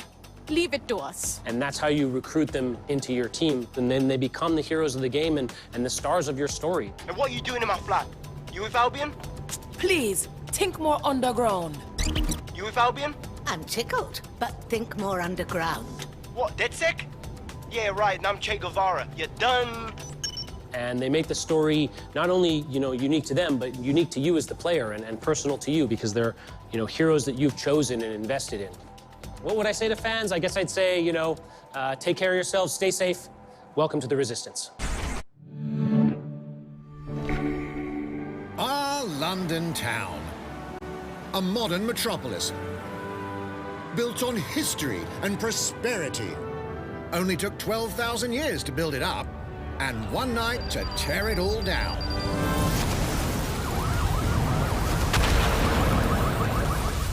Oh my God. Listen up. Get all your units to move in and lock down the city. With London under attack by a mysterious terrorist, the government turns to a private military company called Albion to keep everyone safe. What could possibly go wrong? Ladies and gentlemen, Mr. Nigel Cass, CEO of Albion. He's kindly stepped up to establish order. Understand this. I will not allow anyone, not even myself, to jeopardize this. He will stop at nothing to permanently control the city. London will be the first city in the world to be made truly safe. Nigel's not the only opportunist who's taken a liking to this fair city. Meet Mary Kelly, head of the most powerful crime syndicate in London. Be sure and spread the word. She and her goons are using the dark web to sell everything from party pills to people. This microchip is scary, I know, but I got to keep tracks on my merchandise, don't I? You made me a slave. You do not want to ruffle her feathers. With the city out on its arse, it now falls on you to build a resistance and take back London. All right, everyone. Faces on, guns out. Any of the brave Londoners you see walking the streets can be recruited into your team. Like him. Her. Or even her. Everyone could become your next secret weapon. In our first mission, we need to get some dirt on Nigel Cass, and that means breaking into Albion headquarters inside the Tower of London. All the hardy souls you see here are people we have recruited from the streets of London. They all have unique abilities, and you're free to tackle this mission with whoever you like. Dear God, my eyes. Mikey! Zip up, get to work, and let's never talk about this again. Like everyone in DedSec, Arthur can hack pretty much whatever.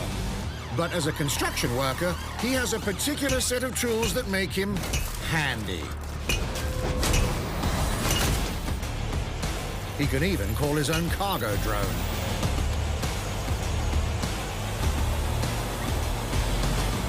Perfect for gate crashing, when you're not invited. And who needs a regular old gun when you have a bloody nail gun? Come here, you soy-eyed shit boy.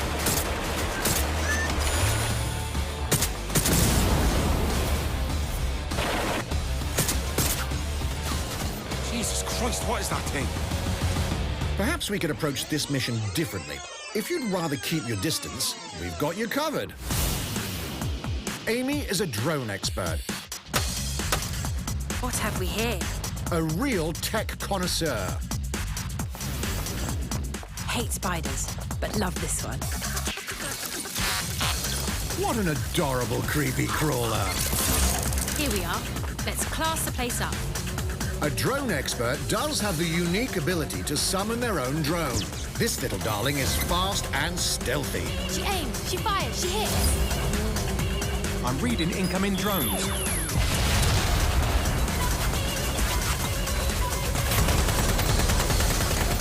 She can also hack enemy drones, turning the tide in her favor.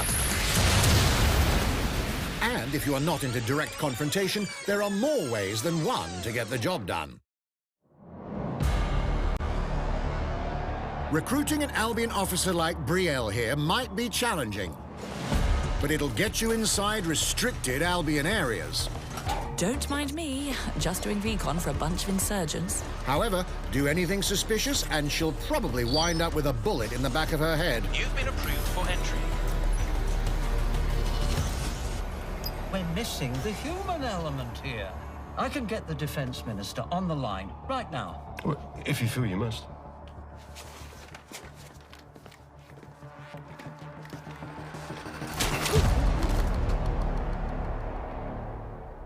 Criminals running our streets, illegals threatening our families, the police commissioner himself, assassinated by terrorists. Well, that seems to be enough evidence.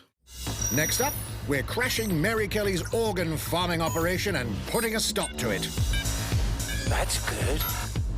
The buyers expect high-quality stuff. And we need a hard nut for this. Impairing our frontal lobe again, are we? Bags, don't disturb me in my natural habitat. Say hello to Mickey, The man lives for his team. That put another hair on my chest. And doesn't mind getting his hands dirty.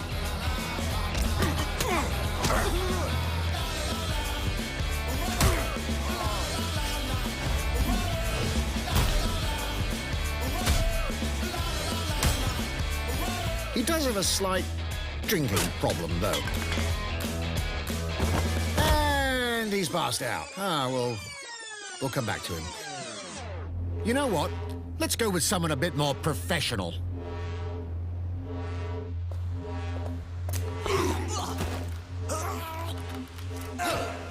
It's almost crass to call him a hitman.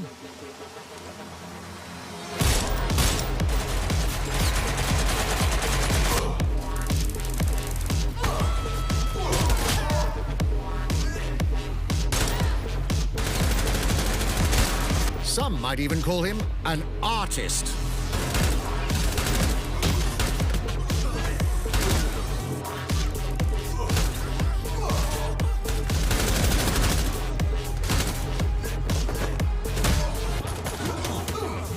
Here's the bastard responsible.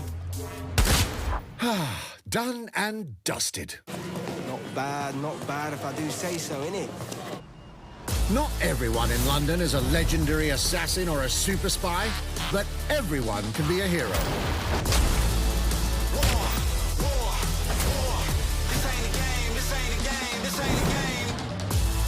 So get out there, find the best recruits, and build your resistance.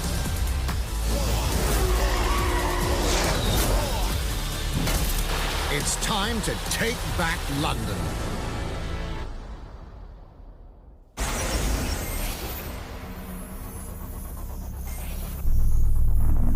Plunging the player into a living, breathing city teeming with unique locales and characters has always been a central pillar of the Watch Dogs series. So what goes into building those worlds? Here's Amanda Mutt to tell us more.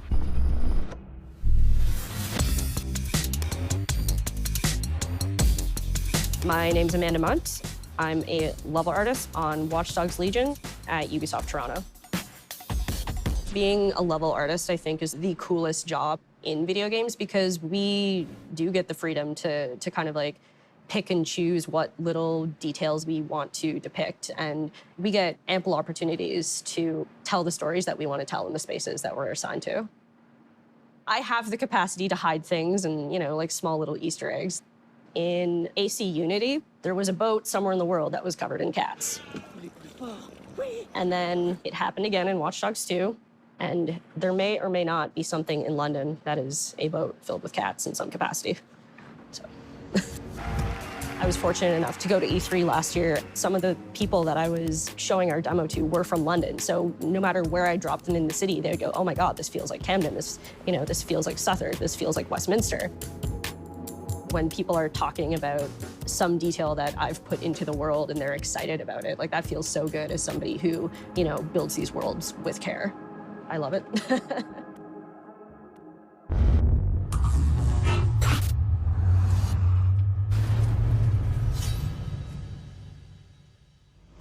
And now some news for Brawlhalla fans.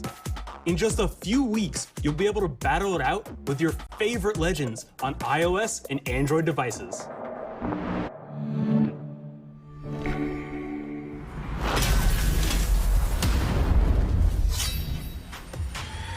Three, 2, 1, brawl!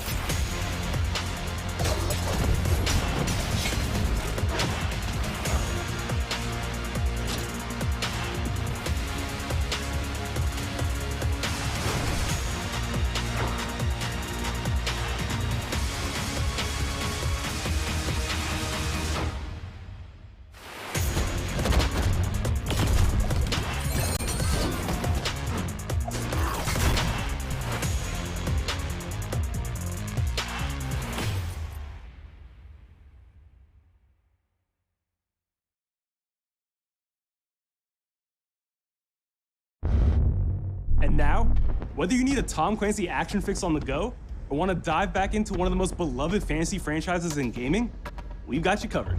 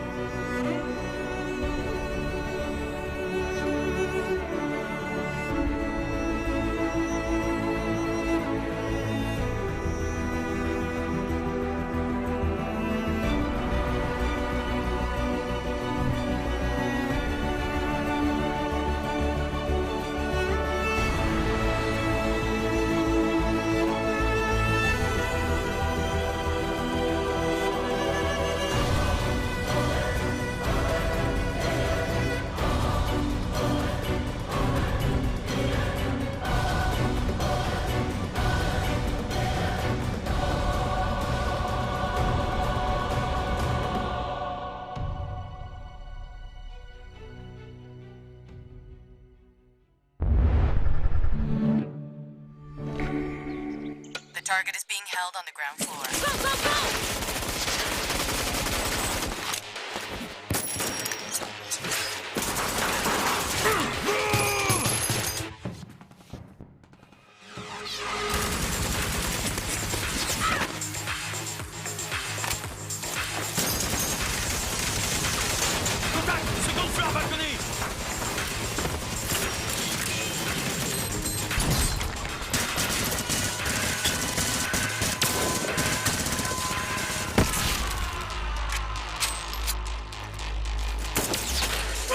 Contact! Monk chain is down. Request air support. Target northeast rooftop. Roger. Inbound, danger close. I need an EMP deployed now. EMP imminent.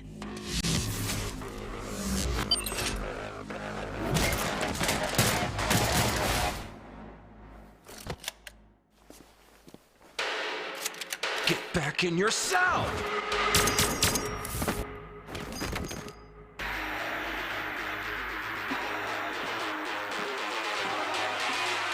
Hey, take this. Don't make me regret this.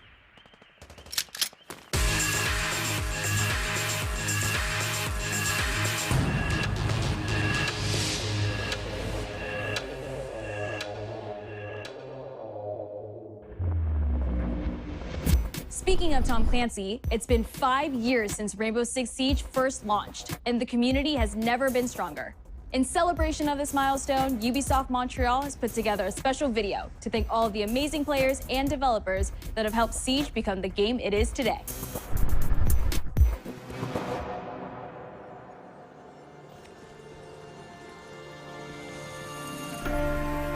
In December 2015, a small team released Rainbow Six Siege. A game built on a strong vision, creativity, competitiveness, and team play. Pour le joueur, le 1er décembre, c'est un début, mais pour nous aussi. Il faut tout de suite s'engager et dire aux joueurs, ce jeu est installé, tu peux t'y installer aussi, et nous serons là. That original vision was quickly adopted by our passionate community, propelling it to a whole new level. I got it! This is such a special moment, and being at 1 year anniversary of Rainbow Six now, game being stronger than ever, and more players today than we had in the past, it means the world to us. But we also had our share of challenges. Health that touches upon subjects like matchmaking, connectivity, all those aspects are absolutely critical to the experience of the player. Through it all, we're always driven by you, our community, and together, we grow stronger. There is no sequel plan, and we're here for the next 10 years, so expect more Rainbow Six in your life for quite some time. Look at this.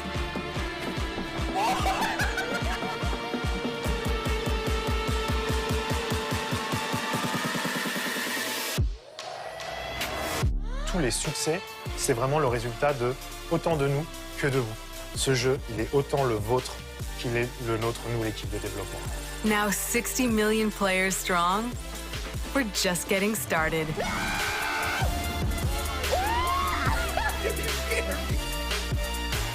From the devs that build the game to the community that plays it, thank you.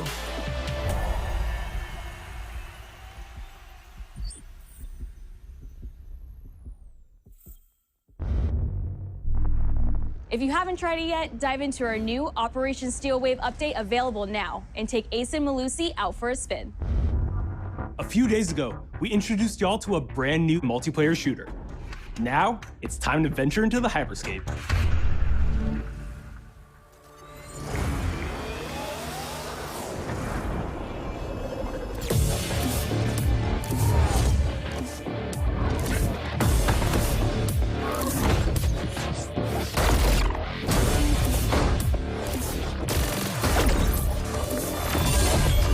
Wait, what was that?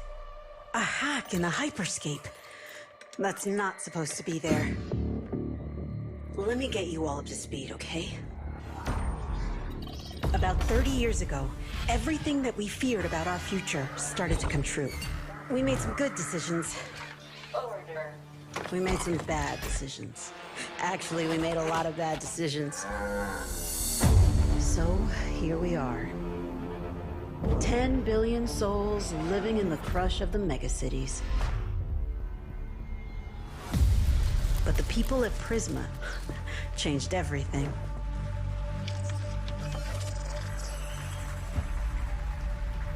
They gave everyone a way out. The Hyperscape. In the Hyperscape, the biggest draw by far is Crown Rush. This is where anyone can become someone.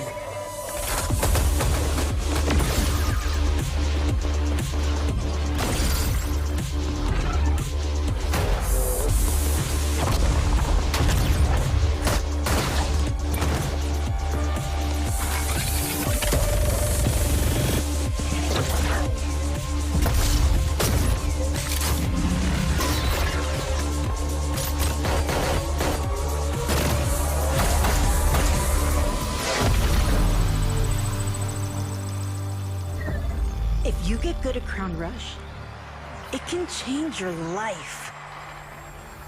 But strange things have been happening lately.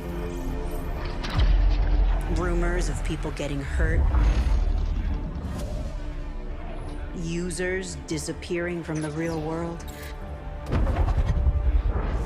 A darker secret lies at the heart of Hyperscape. And we have to find it.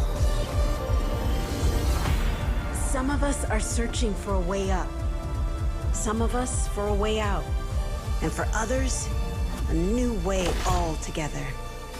That's what brings us to the edge of the future. To the Hyperscape.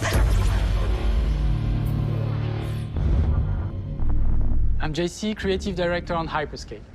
JC's work on Far Cry Primal and multiple Prince of Persia titles has established him as a top creative here at Ubisoft. For me, what's exciting is we started building it from scratch. Seeing it grow, adding ideas is really cool. Hello, contender. Welcome to the Hyperscape. The game takes place in 2054. It's in a future where humanity has grown a little darker. One of the companies there, they are launching what's called the Hyperscape, which is a virtual world and the internet of the future. It's the place where everything converges. Within the virtual world, there is a battle royale that takes place in the virtual city of Neo Arcadia.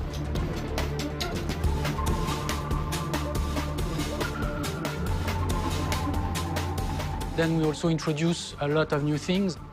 You get the opportunity to do parkour on the rooftops, to go into interiors where it's much more narrow, much more stressful. You get to go to the landmarks where there's more opportunities to get cool items, but also more players, so it's a risk-reward kind of deal. We introduce the notion of hacks, special abilities that you can pick up on the fly to adapt your tactics.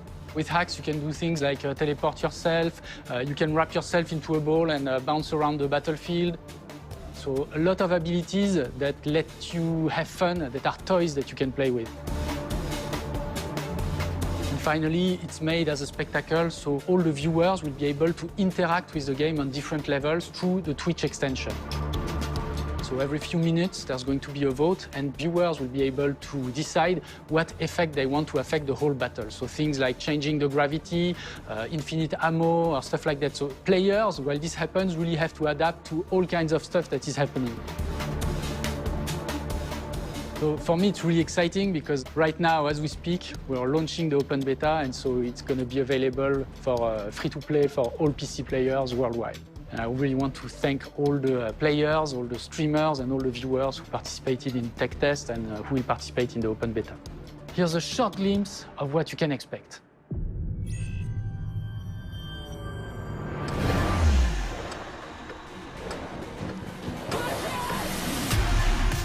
Watch and learn how it's done. Perfecto. Showtime. That's mine. Let's show them what I'm made of. Showtime.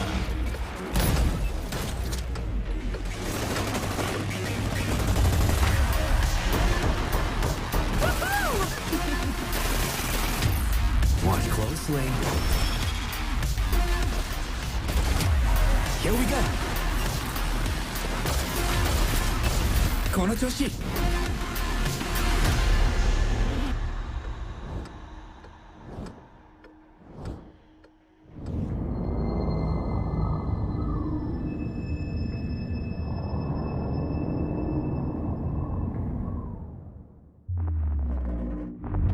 The digital world of the Hyperscape gave our artists and developers incredible freedom when it came to designing characters. Production manager Ana Maria Musca is going to take us behind the scenes of character design. My name is Ana Maria Musca. I'm the production manager for characters and weapons on Hyperscape. We have paid an exceptional amount of detail to our characters. We switch different outfits, different fashion statements, different tattoos, different materials until we see them as real individuals, as real people. So the second you pick a character, you see them in game, you understand what their motivations are and what drives them and what challenges them. This was the first lineup of characters. This is our default base, but even starting from the hair down, everything has been meticulously thought of. Would this person actually like this type of outfit? Would this person enjoy the type of tattoos that we're putting on them? Will they actually like to be in this body? Each season, we plan to produce new outfits for these characters. So we're hoping some of our players are gonna see the effort and maybe even correlate some of the accessories to what's gonna happen in the game. We're very excited to see it in people's hands. As we move into the next generation of gaming, Ubisoft has been working closely with console makers to take advantage of all the extraordinary capabilities these new consoles will offer. Now we have a special guest to tell us a little more. Hey everyone, Phil Spencer from Xbox. With Watch Dogs Legion, Ubisoft is supporting smart delivery. So you will get the absolute best version of the game on any version of Xbox you're playing on. On Series X, you'll get to take advantage of the amazing work the team has done with DirectX ray tracing to create an absolutely immersive version of London like you've never seen before. Ubisoft has a unique ability to create immersive worlds, setting a new bar that continues to drive our industry forward. I'm a huge fan of Assassin's Creed. I love the time I've spent exploring the world in Assassin's Creed Odyssey, and I can't wait for you to see the gameplay from Assassin's Creed Valhalla that's coming up now. All right, we know you've been waiting to hear more about this game since it was announced back in April. And now it's time for a deep dive into the world of Vikings. My name is Julien Laferrière, and I'm the producer of Assassin's Creed Valhalla. So a couple of weeks ago, we announced Assassin's Creed Valhalla, and the reaction from the fans was just amazing. The time period of Vikings is really, really inspiring. When we did our research, we found that, they were not mindless barbarians. Vikings were actually farmers trying to find new lands for them to settle. And so they had really human motivations. So for us to have this opportunity to tell kind of the real story about Vikings and kind of separate ourselves from the myths and the folklore is really something that drove us to make this game. The team went to Norway and England to take the same roads that the Vikings did, to really experience what it meant to be a Viking at that time. And then leaving Norway, which is barren but majestic, and just coming by boat in England and see those rolling green hills full of sheep, full of life, is just this moment that most likely the Vikings felt as well. You need to see this land of opportunity. And this is exactly the feeling we want players to experience in this game. It is a personal adventure, it is the story of Eivor, a Viking chieftain. Eivor is either a male or a female. You decide when you start the game. They will have to leave Norway to settle in England because You just can't live in Norway anymore. There's too much political pressure, no resources available.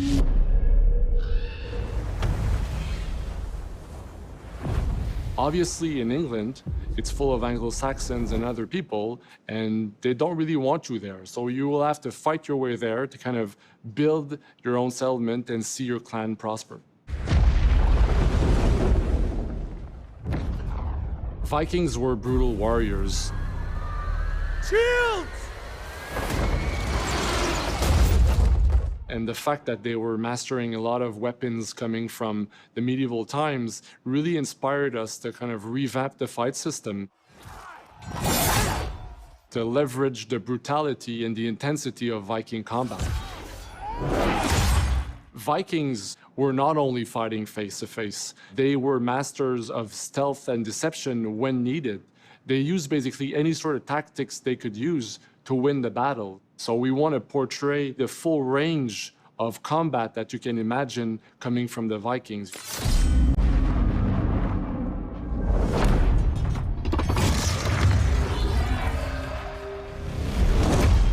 We are very happy to finally be able to show you the game we've all been working on. So please enjoy this deep dive into Assassin's Creed Valhalla.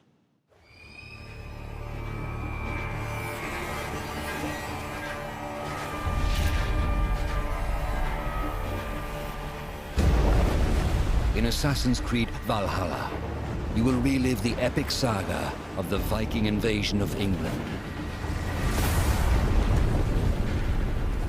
You play as Eivor, a Viking from Norway, who will lead his or her battle-hardened warriors across the North Sea to the British Isles. Eivor is driven by an ambitious goal, to build a thriving Norse settlement in a hostile land. For the good of our clan, it is time we go a Viking. Today we raid, that tomorrow we may build. England is a dark age tangle of broken kingdoms and warring dynasties, a land of opportunity and riches. As you prowl England's rivers by longship, you may raid locations you spot from the shoreline. Ground your ship and blow your horn to lead your raiding crew into battle.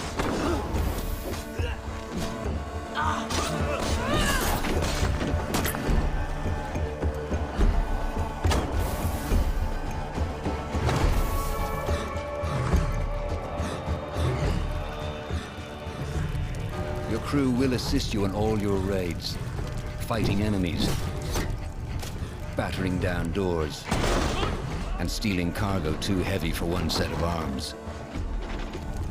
Whatever riches and resources you pillage may be used to develop your settlement, giving you access to useful services, better tools, and new settlers. At the heart of your settlement is the Alliance map. It will serve as a record of the allies you have made, and a guide for future opportunities. The Viking Age was a time of warriors and legends. In Valhalla, you will find the largest variety of enemies ever assembled in an Assassin's Creed game. Every archetype offers a unique challenge. Some will coordinate with their allies for special attacks, while others will use nearby objects to their advantage, including the bodies of fallen warriors. To face these attacks, you must find and exploit your opponent's weaknesses to gain the upper hand. Take the fight to your foes with a host of brutal new combat abilities. Snare them with the Viking harpoon. Pummel them with throwing axes. Incapacitate them with the new stun system to keep them at a distance, or finish them off. Dual wield any two weapons you wish to unleash a deadly combination of attacks. Customize your fighting style as you see fit, and become a legendary Viking warrior.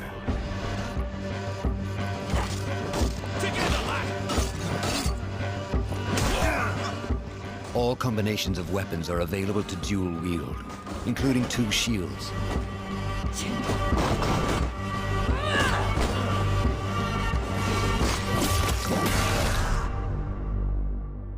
Not all situations call for violence. In this new land, a Viking must find a way to adapt.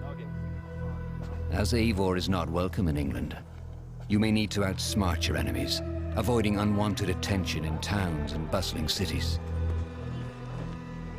Use Eivor's hood and cloak to blend with crowds and slip past watchful eyes, an unseen hunter among the people.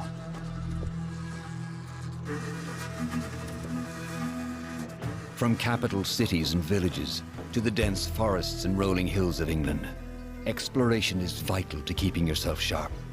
You must feed off the land if you hope to endure. Hunt and forage to replenish your health and fortify your equipment. Search pagan temples and Roman ruins for new activities and challenges to strengthen yourself and your settlement. The more you explore, the more of England's secrets you will reveal. Ravens, show no mercy! But as you push deeper into England, the enemy will push back. In a series of climactic moments, Assassin's Creed Valhalla will feature massive assaults in which you will lead Eivor's army into battle against heavily guarded Saxon fortresses. Today, we will reclaim her. Today, we fight for your land. And tomorrow, we rebuild! For Istanbul.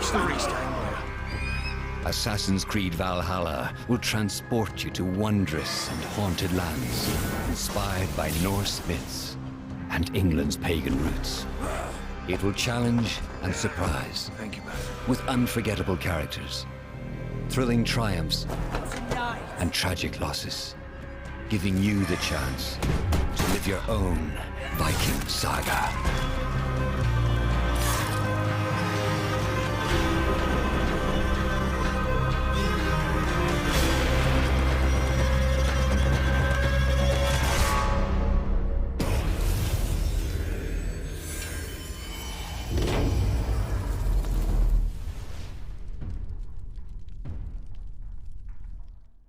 Ninth Century England is truly unlike anything the franchise has seen before.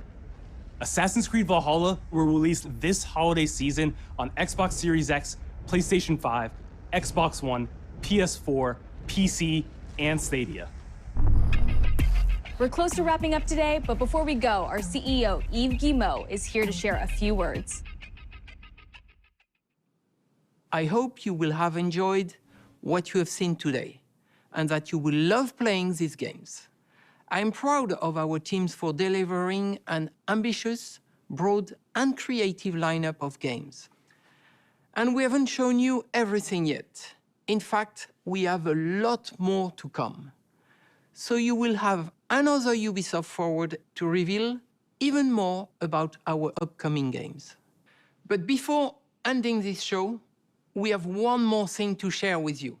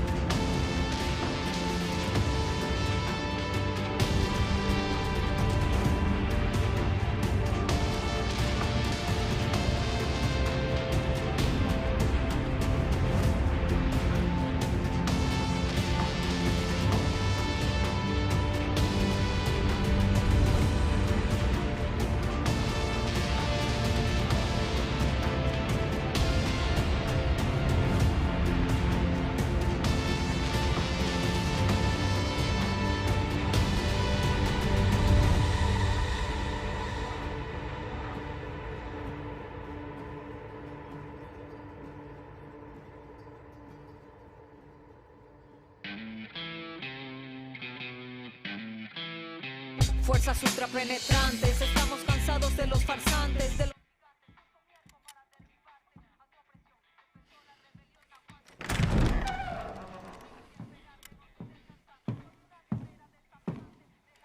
It's beautiful, amigo.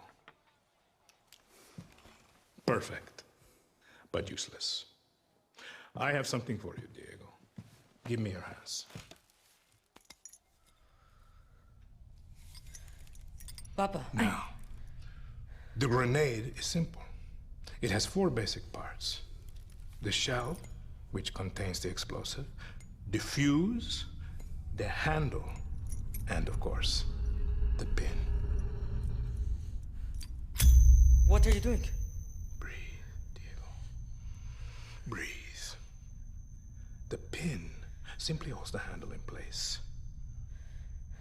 It is only when you let go that this grenade goes boom.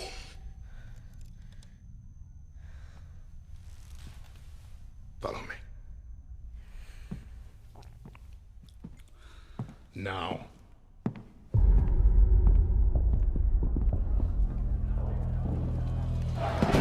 I am El Presidente, which means that someday you will be El Presidente. And our people, they do not know how to be happy. They are torn apart by opinions, noise, indecision, strangled by their own freedoms. And even if you have love in your heart, even if you want what's best for them, if you only want to save them from themselves,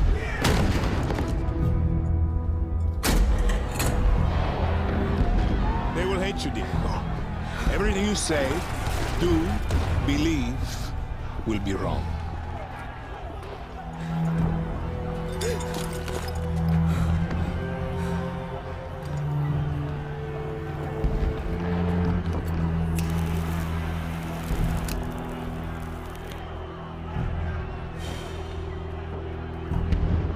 They will answer you with screams,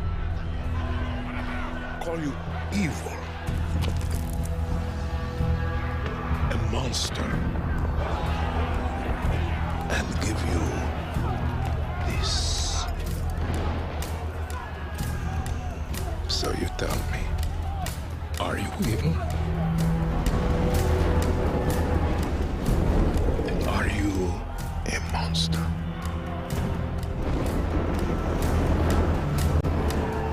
Because our country is like this grenade, except it has 2 basic parts. Our people.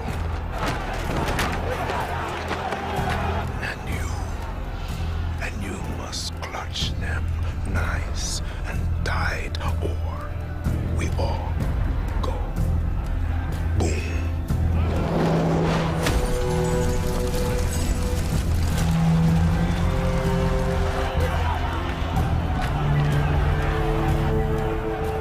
You understand now?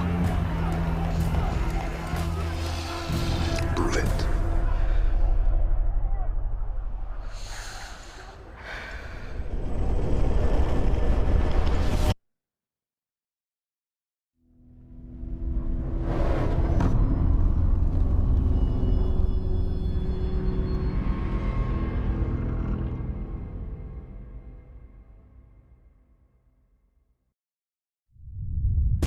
And with that, we're wrapping up our first Ubisoft Forward. Today, we've seen the next generation of Assassin's Creed, the birth of a resistance in Watch Dogs Legion, the cyber chaos of Hyperscape, and the epic reveal of Far Cry's newest installment, along with so much more. Remember, we'll be back later this year with another Ubisoft Forward filled with tons of game news and updates. Thanks for joining us.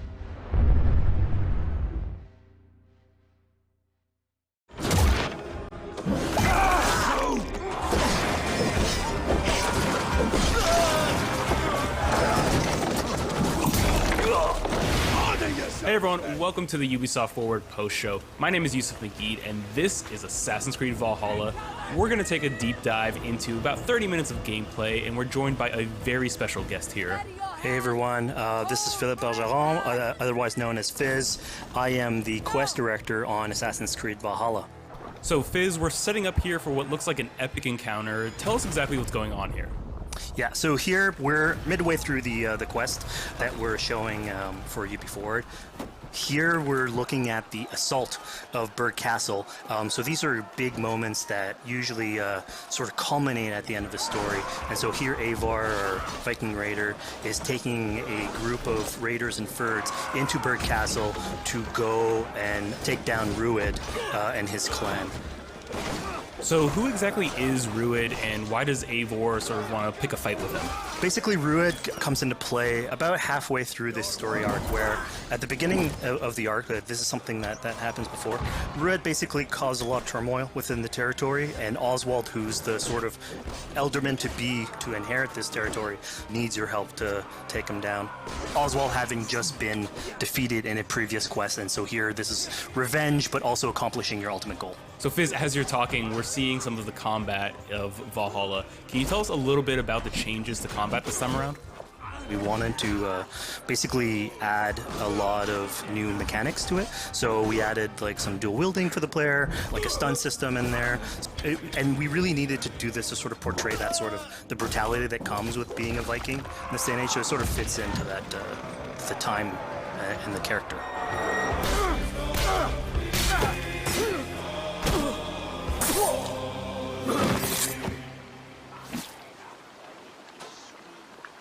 Oswald. He lives. Oswald lives! Eivor, is that you? Shut your arse, twig spine. Here, Eivor has taken her entire army through the assault, and finally it's revealed that our Elderman, our ally, Oswald, is still alive, and Rued has him captive. So this is what it comes to, Wolfkist? 2 Danes fighting over a filthy Saxon whoreson? If this swine is your prize, come and get him! So now that we've seen that Oswald is alive, we have Rued within our sights. What's the next step here? So the next move for Eivor is to finally face off against Rued. She has her allies, they can take care of the rest of the army. Now it's time to go one-on-one against Rued in one of our boss battles, actually. Your battle is not yet won, Oswald. And it's worth pointing out, actually, that here what we're showing is the player going and facing off against Rued aggressively, but we tend to always have to support a 360-degree approach in these things. So the player could have approached this a little bit more stealthily and gotten at least like a good critical hit on either Rued or his wolf, and so you can play this a little bit more strategically if that's your playstyle. So we're not only fighting Rued here, but also his pet wolf, right?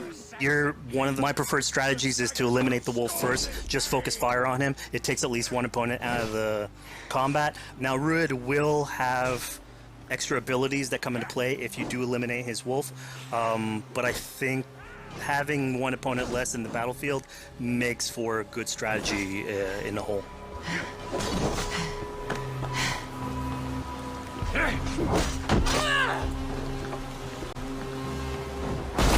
Your efforts. Only the cold dark of Niflheim awaits you.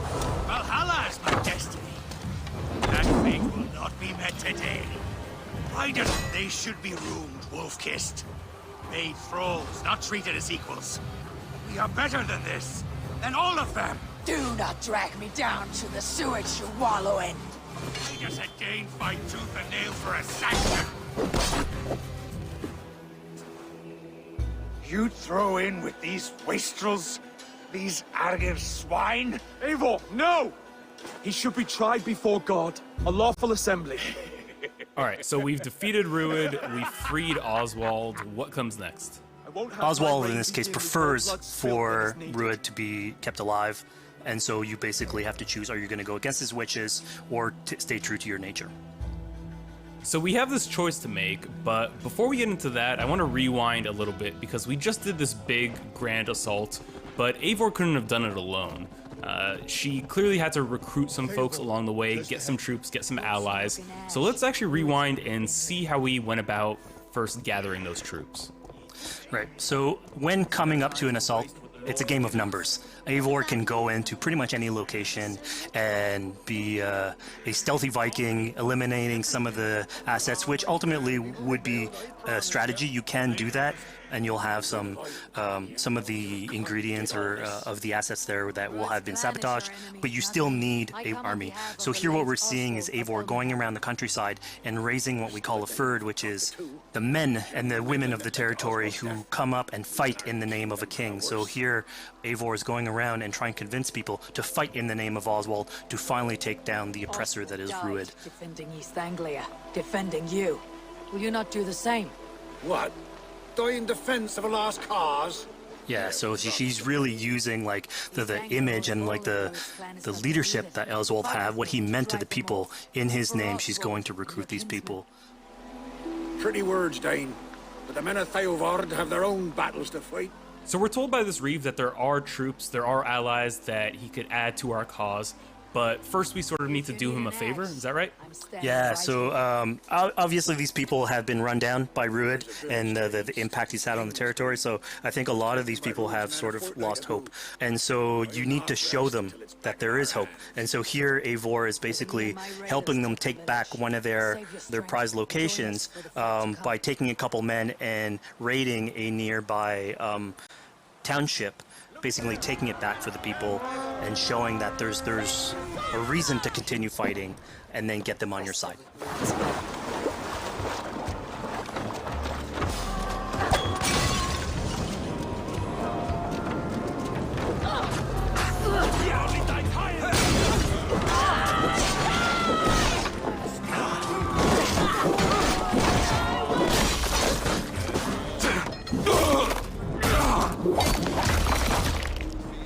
When Eivor does this, obviously you have access to a full suite of abilities. So again, the improvements that we've done to the fight system. You have some brutal axe throwing in there. You have archery or like range combat abilities in there as well. So really, again, like depending on what your playstyle is, you can customize your loadout and go in there how you wish.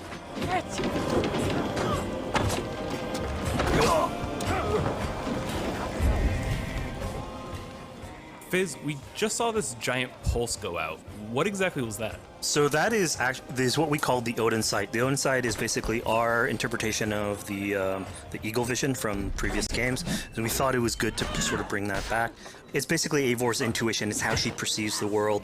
When the player uses that, it'll highlight basically interactive objects, like things that will bring her an advantage. So we'll have arrows, like health consumables that are in there.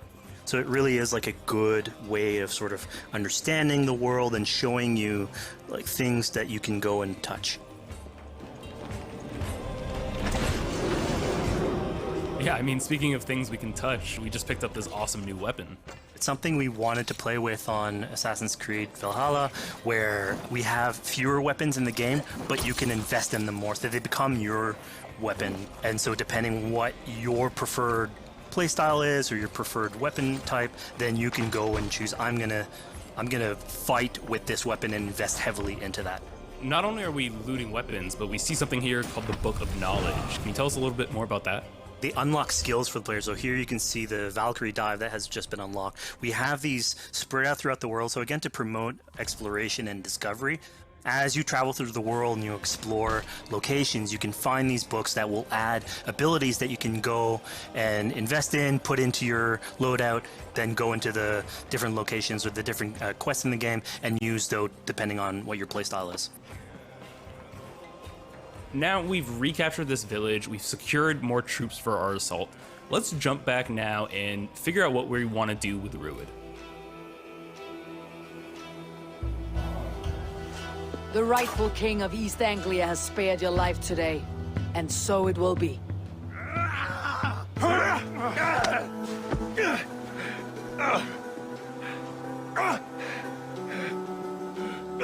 Compassion is a virtue suited for anyone, Eivor, including you. Thank you. Eivor decided to let him live. Rued is really angry about that. Being a Norse Viking, being put to the death in battle is your road to Valhalla, so he was basically denied access to Valhalla in this situation. Obviously, all of these decisions come into play later on in the game, so we have very difficult decisions for the player to make. We didn't want to have easy decisions. Yeah, you know, when I was playing, I decided to listen to Oswald and spare Rued's life, but what exactly is the relationship like between Eivor and Oswald? So the relationship between Eivor and Oswald is an alliance. It's basically Eivor is surrounded by territories that initially getting into England are hostile towards her, and obviously if you want to set up a new settlement, you want to make sure that your neighbor is friendly. So here in East Anglia, Oswald is the man for the job, where putting him into a position of power would help her sort of secure her territory. So earlier on to the territory, Eivor comes in here, meets Oswald. The problems he had with Rued are sort of put to light, and going through the arc, you basically help him deal with Rued and aligning basically Danes with Saxons in one territory. So, Fizz, we've completed the assault. We've gotten our hands dirty with some combat, taken down Rued. We have this big open region of East Anglia, so before we head off to Oswald's wedding, what do you say we head out, have some fun, and see what we can get into in the open world? That sounds great. So we see a cat here with a speech bubble above it, and you best believe if you let me talk to a cat, I'm gonna talk to a cat. Yeah, these are some of our some of my favorite moments actually in the game, where we put out a whole bunch of events throughout the territory. And it sort of rewards, again, exploration, going around. It's a chance for us also to sort of showcase a different side of Eivor. A lot of the quests sort of deal more with like politics and warfare, and this shows a slightly more human nature to her. So it permits us to explore that character a little bit more. And so here, basically, like you're trying to help a kid with his cat, and ultimately get that cat to sort of join your crew as a cat raider. You just said cat raider way too casually. You're telling me I could have a cat Viking raider on my longship? That's exactly what I'm telling you. Oh my god, yes, I love it. Perfect. So yeah, as you're riding around the rivers of England, you would see a cat basically walking around your longship, keeping your Viking raiders company. You know, speaking of the Viking longship, we're seeing some of that gameplay here now. Can you talk a little bit about how that works and functions in Valhalla? Yeah, so starting out on this project, I think the Viking longship is one of the biggest images that we all have when we think about Vikings in our game. And so Vikings had this awesome design for longship that had a very shallow hull, so it permitted them to go very far inland very quickly, and you could basically disembark Viking raiders like on pretty much any shore. We added that into the game, where you can basically sail up to any location and then just decide to disembark with your guys and raid a location, loot all its treasure, get back in the ship, and then continue sailing down the river to your next opportunity. So I know past Assassin's Creed games allowed for songs and things like that to be sung on ships. Will Valhalla have a similar version of that? Yeah, so this is something we actually wanted the crew of your ship to become like your home away from home. So we added stories and songs into the ship. So basically, as the player is going around, you could decide to have your skald sort of sing a song for you as you row down the river. But you can also decide, depending on who the raiders are in your ship, to hear more about their life. So you can actually queue up stories, and they'll give you a little bit more background on who they are. So you get to know your sort of fighters as you're traveling around the world, which is a cool moment. So here we're seeing a bit of a different view. What exactly are we looking at? We had this on previous Assassins, where you would like ride on your horse, and you could pull out, have the horse sort of follow the track. We have a similar thing for the ship, where you can put up your sails. It's cruise control for the ship, so you can pull back, take in the scenery, listen to some songs or some stories, and just take it all in.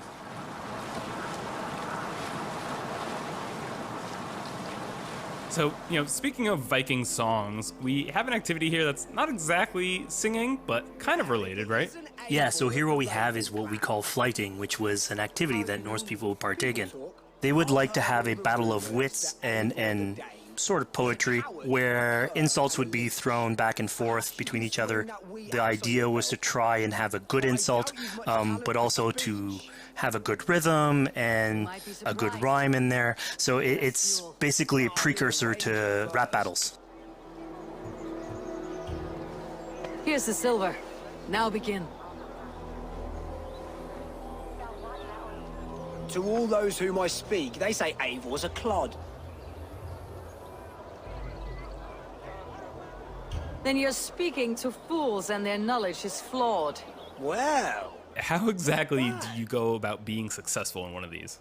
The trick behind a good flight was to choose the right insult, identifying the right cadence, and then trying to find what rhymed the best. I'm known for my might. Interesting.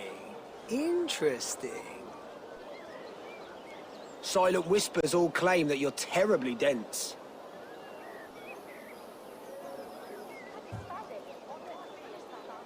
Then you've clearly misheard them. My wit is immense. Oh, you looked out with that one. Well, what a surprise. Eivor of the Raven Clan is a true talent. I'm shocked. Don't believe everything you hear, unless it touches on my flighting. Then heed every word. Take the coin. So now that we've proven our sharp tongue and wit, I think it's time for a bit more relaxing activity. So we're fishing here. Yeah, that's it. So we gave Eivor a fishing line, so you can actually throw out a line and go catch some fish. This is used basically to play into our new health loop, where the player will lose health in the world, and it doesn't automatically regenerate like we would have in the past. So you actually have to go out and get some supplies. So you'll find mushrooms and some food that you can gather. But here, like you can also catch some fish and consume that to regain some health. We also will sometimes have it in certain quests. So it's a good way to sort of chill out on the side of the water and just, again, take it all in.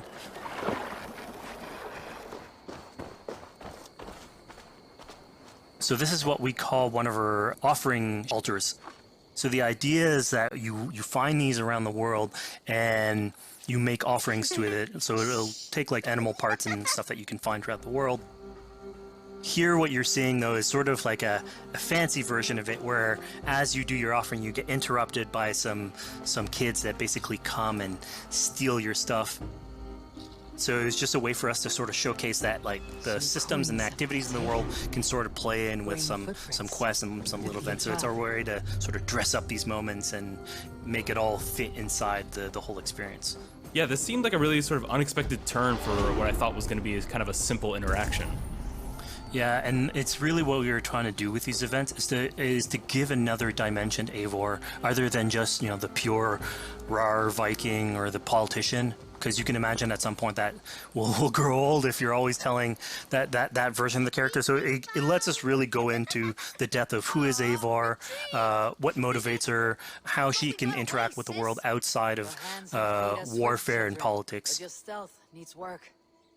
We were close. And it also showcases like a different facet of the world at the same time. It's not only Eivor, so it just widens the breadth of the stories that we can tell. So who exactly are these two children? These are kids of East Anglia. They are going through tough times with whatever Rued's been doing to the territory. And so they're just here trying to survive and basically exploit the people that are there to make offerings. It was kind of nice to see that Eivor wasn't really necessarily upset at them for stealing, and, you know, after you talk to them, you have the choice of helping them. You can, you know, give them food, give them some money, or, you know, maybe just say, hey, good luck, on your way. Yeah, and then this is something we also wanted to do a lot. Like, so here we're doing an event, we do it in quests as well, but we want to give a lot of this agency into players' hands so that they can sort of shape Eivor a little bit. Who she is, so it represents them a little bit more, and they can roleplay that a little bit better. And again, it just gives her like a little bit more humanity in these moments. What large walkers should do. Provide for small walkers.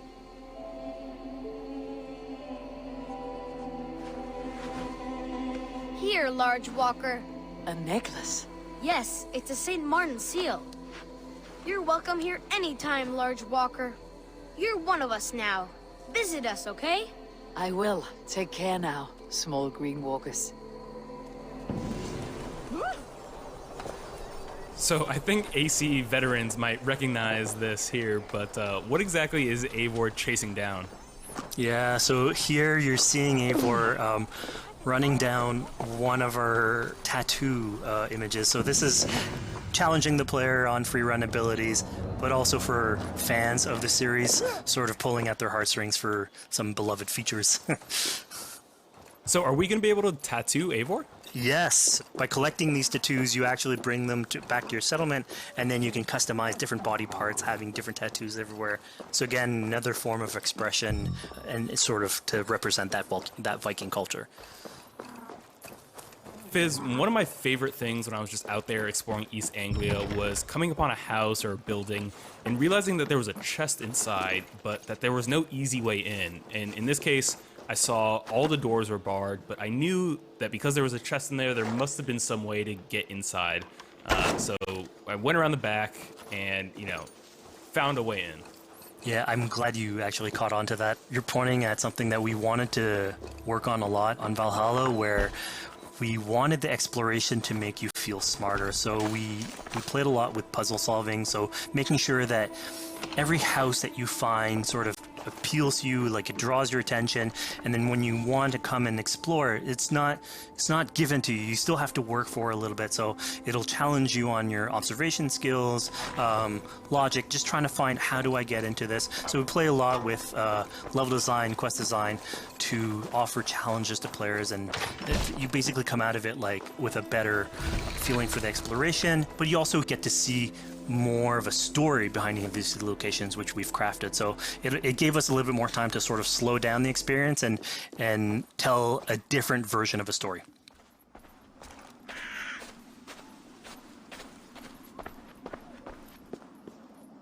A poor victim of someone's fury. Yeah, I mean, speaking about exploration and just finding things out in the world, I was just wandering and came across this clearing and found this kind of morbid altar. Yeah, so this is one of our bigger events that we have scattered in the world. So as Eivor explores, she can find altars like this, and by interacting with them, here it's a trap that's been set by this character named Regan. Now, there's a bigger story behind all this. There's multiple steps to it later on. So this is one of the moments. It permits us to go into a slightly more mystical realm and play with a boss fight that has more magical abilities, if we will. And basically have this awesome boss fight in the middle of the swamps. And so here the abilities that you see Regan using are a little bit on the mystical side of things. What's happening is Eivor at the beginning in that trap is poisoned, and so she starts sort of hallucinating, seeing the world in a sort of different light and filter. And so that's sort of what lets us go into the realm of the weird. My rage, spirit of my father's rage, fill me!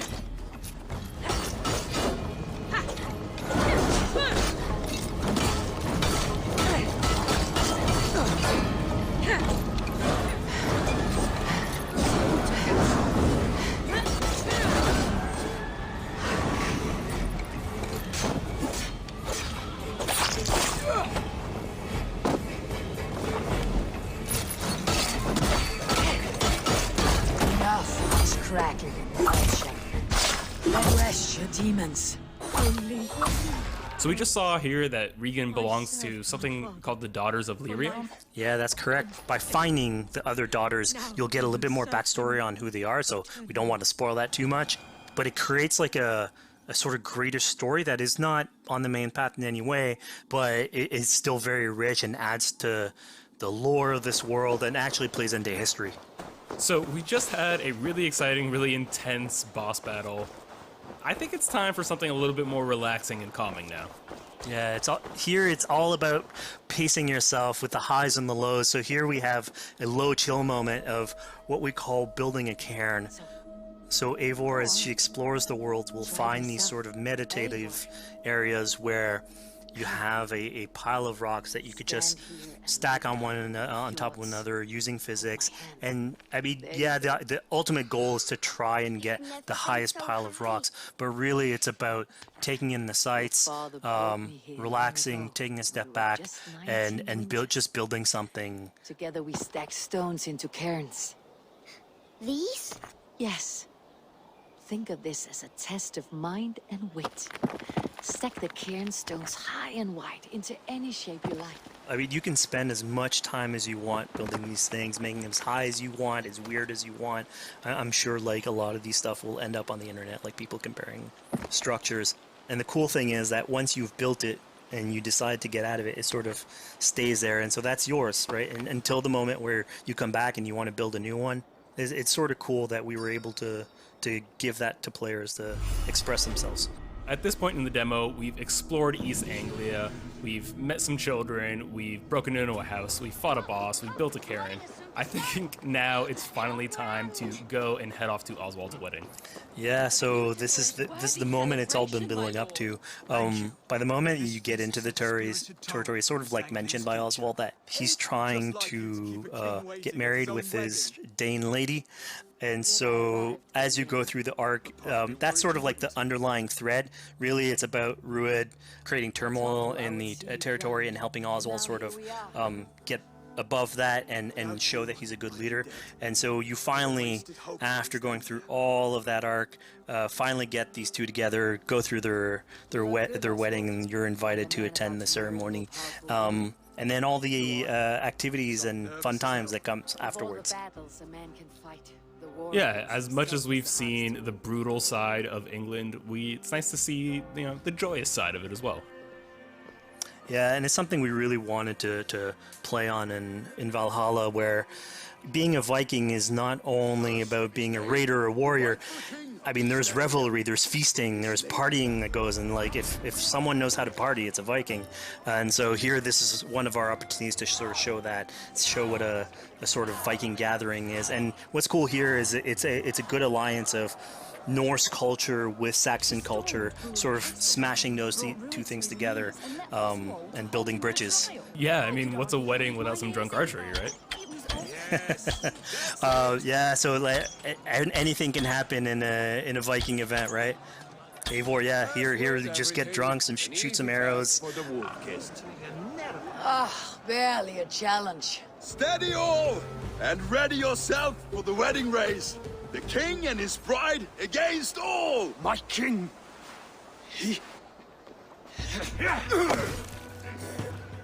So here we see the decision I made to spare Rued came back to bite us. Yep, that's the decision you made, coming back. So as we said before, all of your decisions have consequences, and this is a big one. I challenge you. I accept. You're basically presented with the option to sort of step in for Oswald, fight the fight for him, or let him go and fight his own fight. Yeah, personally, I chose to fight myself because I thought Eivor is the type of person who likes to finish what she started. Plank by plank, and a dead king cannot keep his oaths. Let me finish this. Oswald, you gutless Arya swine! I'll slay the wolf-kissed, then hang you with your own tongue. How does this encounter with Rued differ from our previous fight with him? So at this point, you've eliminated his wolf, so it's just him. And so he's angry at this point, and so he will start using his big gun abilities like fairly earlier on in the fight. So it's way more vicious, way faster. There's less strategy. He goes literally swords blazing at you. And so this is a fight to the death.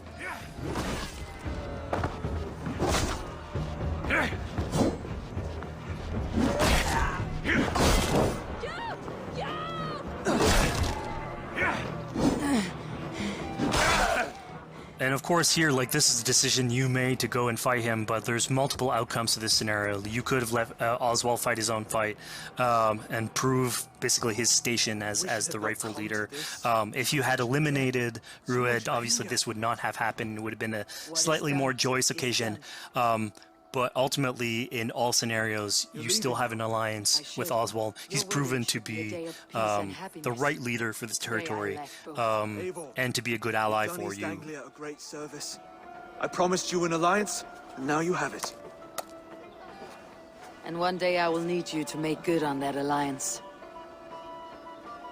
So we're about to take off from the wedding, but Eivor decides it's a good idea to check up on her friend Finner.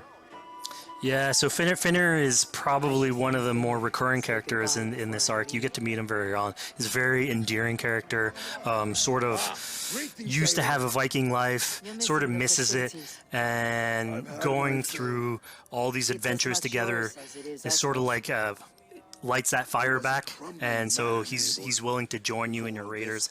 So he's one of many raiders that you'll encounter in the game, and you can sort of recruit, bring back home, and then have them sort of join you on your adventures on the longship. He can tell you these stories that we're telling you about. You get to know a little bit more about him. So again, it's a fun way to sort of discover more about these characters that you meet and bring them along for adventures. Together. I'll gather my things. Well, folks, we've come to the end of our Assassin's Creed Valhalla playthrough. Fizz, thank you so much for joining us. When and where can people play it? Assassin's Creed Valhalla will be out on Xbox Series X and PlayStation 5, and is coming to Xbox One, PlayStation 4, PC, and Stadia on November 17th.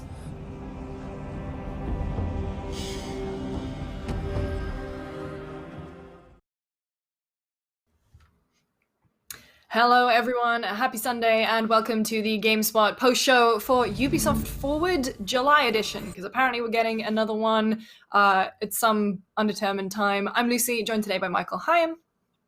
What up? And Timur Hussein. Hello everyone. Now, obviously, we are going to be discussing all the games that Ubisoft showed off in today's Ubisoft Forward event, but it would be completely remiss of us to not talk about the broader context and what is happening at Ubisoft as a company right now. We have a platform, we're going to use it. They started off this morning. I will read the tweet out. Ubisoft Forward comes during a time of big internal change because all the content has been pre-recorded. We wanted to recognize that the issues we're currently dealing with won't be addressed directly in the show. We still have significant work to do and are committed to this process. We will provide more updates soon. I'm not going to go too deep into the details, but obviously there have been allegations of sexual abuse, harassment, and other abuses. People have stepped down. They were golden parachuting out of the company, resigning from their positions. Personally speaking, it is not that hard to record a clip and put it into a show. I find this excuse, quite frankly, very disrespectful for all the people, the thousands of people who still work at Ubisoft. It's all very well and good. This is obviously a promotional show. They are promoting the games, but they need to have that commitment that they are working towards actually improving. And what better way than to use this showcase to fully commit to that future for your thousands of employees and the survivors and the victims. I'm very disappointed, personally speaking. It is pretty. I wanted to address that off the bat, Tam.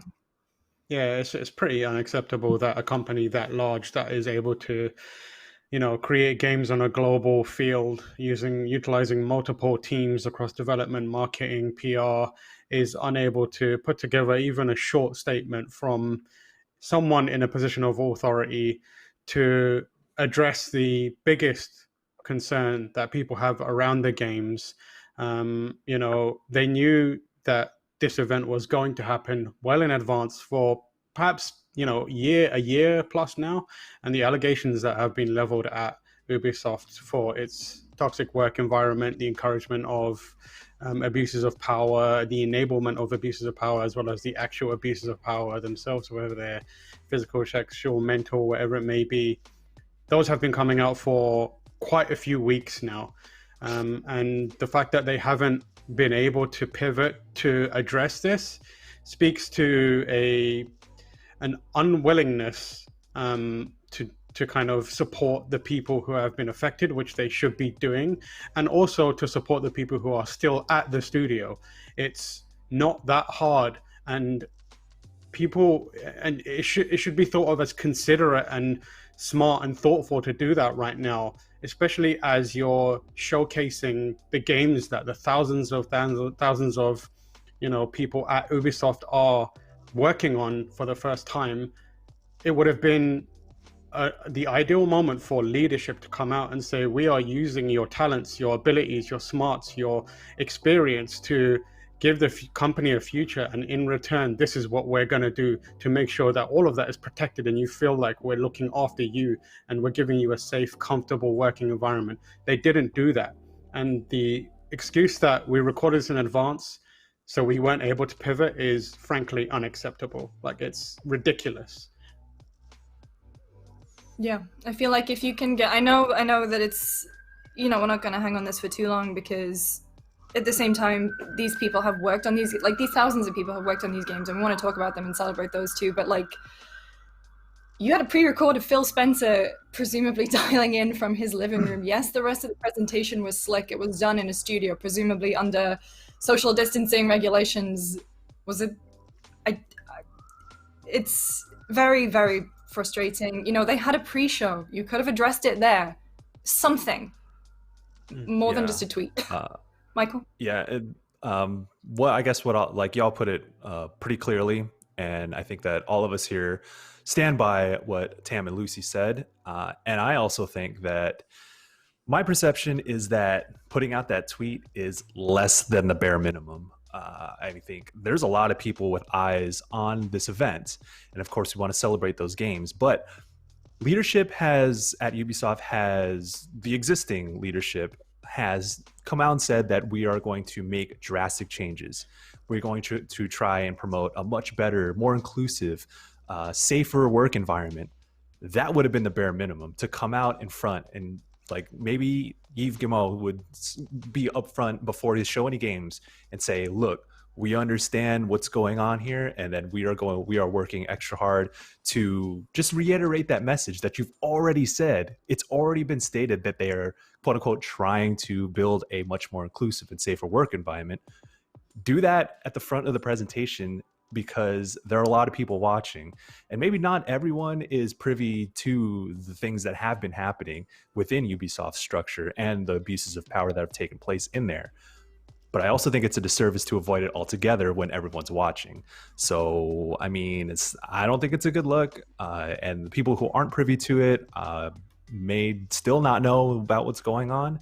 And I think it like Tam and Lucy said, it's a disservice to a lot of the people who are like putting in a lot of hard work on these games at Ubisoft, who are there to work, put in passion into these things, where some leadership positions have been abusing their positions. So I think, moving forward, I want to see this confronted in a much stronger way, rather than just platitudes. And I mean, platitudes could have been the bare minimum for this presentation. We didn't even get that, but I mean, I think I'll leave it at that. Yeah, okay, I'm gonna kind of move the conversation along now. I think we've all definitely said our piece, and hoping to see some meaningful change and statement from Ubisoft coming forward. And like I said, these games are made by thousands of people, and we want to be able to talk about their work and not have it completely overshadowed by the atrocities that have been happening within Ubisoft. So with that as a graceful a segue as I'm going to get, let's talk about Ubisoft Forward. A little different for them in terms of presentation. They have been kind of, I feel, experimenting with this format a little bit over time. They did, obviously the pre-show, and then, sort of their other titles, the ones that they're not really focusing on right now. So you had Trackmania, little things from Hyperscape, and updates for The Division and Tom Clancy. Then, I mean, the actual show itself kicked off with Watch Dogs, and I'm honestly quite conflicted about the use of Martin Niemöller's First They Came speech. I honestly was not expecting it, and I remember when I was interviewing Ubisoft developers last year for Watch Dogs Legion, they kind of said, it's a political game, but please don't ask us about Brexit. And it feels like they've really just doubled down on this being a political game, and I think calling in Niemöller and all the connotations that very powerful poem holds is, quite the statement to make. Michael, I know you've had a lot of hands-on time with Watch Dogs Legion, and you've spoken to Clint Hocking about it. What were your, is that very much within the game itself? It's not just the marketing? I do. At least based on. So I played Watch Dogs Legion for 4 hours earlier this week to do all my preview coverage. You can check it out on GameSpot.com. But here, I'm trying to contextualize it with what was shown during the presentation, because I do feel like there's a bit of a disconnect with how it's being presented, or at least what you saw in the presentation and what's actually in the game. That's not to say like the game is like this hardcore revolutionary thing, and it tries to evoke some of that, and I explore that a little bit in what I wrote. But it was like, man, they're playing with fire, which I think is on one case, I do think it's bold that they are trying to evoke that and have this game that tries to contextualize uprising and rebellion in a very real sense, especially in 2020. This game's coming out this year, and it touches on a lot of different things that we see out in the streets. This game is built around authoritarian state taking over London. It's about police brutality, and it's about people, collective action, and revolution. And, you know, if you're going to evoke a lot of the language and imagery of revolution in a very real way, then it's an expectation that you also do right by it. And I think the way it was presented during the Ubisoft Forward, like with that video, was a little tone deaf, especially also in the context of what I played with Watch Dogs Legion. So, yeah, it's not great. But as far as the game itself, I do think that Watch Dogs Legion I think it has a lot of potential to be powerful, to send a strong message. Whether or not it follows through, I mean, I only played 4 hours, so I didn't get that much of the story, but I do have concerns in certain areas. I don't know how deep y'all want to go into it, or if you have any specific questions, I can get into in some pretty deep detail if y'all want. Yeah, I mean, I was gonna say, so obviously Watch Dogs 1 and 2, you have the one core character who you're controlling and following their storyline through. This one, you can kind of seemingly recruit anyone within London, and the way that they were shown in this presentation, it was very much kind of selecting the right person for the job. And honestly, when they were talking about the different roles, you know, they had the construction guy, you had the guy who actually worked for Albion, I was getting big Hitman vibes. Would you say that's right, Michael? I said exactly that in my preview. So I did a gameplay focused preview, and that is the impression I got. Not in terms of, I mean, so when you recruit a bunch of people, you can choose who you want to play as at any moment. And everyone has their own occupations, which means they also have their own outfits and costumes. You can outfit them in like normal clothes, but you can also switch to what their specific occupation is. And in my preview, one mission took place in a construction zone, and I had a construction worker. So I walked right in where security guards is roaming around, and I'm there in my hard hat, my safety suit. I'm just walking around like nothing's going on. So I infiltrated this construction site to save a hostage or whatever. And it gave big Hitman vibes, because I'm just like walking around, avoiding detection, not trying to get too close, trying to take out guards where it's necessary without being seen. And it has an element of silliness to it, I guess, because of just like general video game nonsense. And it was really fun. I think gameplay wise, it's pretty strong. And yeah, like you're seeing in the footage here, the construction worker can also call in a carrier drone, and you can get on top of it while remotely controlling it to fly up to different places. So there's a lot of different tools at play that do remind me of Hitman. And yeah, you can outfit yourself with a spider bot and a bunch of non-lethal weapons. So there's so many ways to approach the missions. Now, I don't expect the missions to be designed in such a deliberate, detailed fashion as a Hitman game, but I think a lot of the gameplay beats that it's hitting do remind me of my experience with the Hitman games. Yeah, one thing I want to kind of like talk about or just touch upon is the kind of the political angle. Again, just a bit. You've written a great piece that's on the site now about it being definitely political. But one of the interesting things, and it's something that you write in there, is Ubisoft has a history of evoking political context and socio-political realities, but then also saying that it's not a political game and their games do not make any political statements. And I guess the thing that I want to say is, like, we've kind of just sat by and allowed it to happen in previous years and been like, well, it's been a thing that we've talked about briefly and then we'll move on. But I think in watching the trailer for this, maybe it's because it hit home for me as well, I'm sure, as it did for Lucy and various other people who are around the UK, that I feel like I'm more empowered now, and I feel like it's more necessary to place greater scrutiny on what is being said in this game. So I guess my message is, like, Ubisoft has previously kind of held its foot against the door and not let anyone open the discussion about, is this political,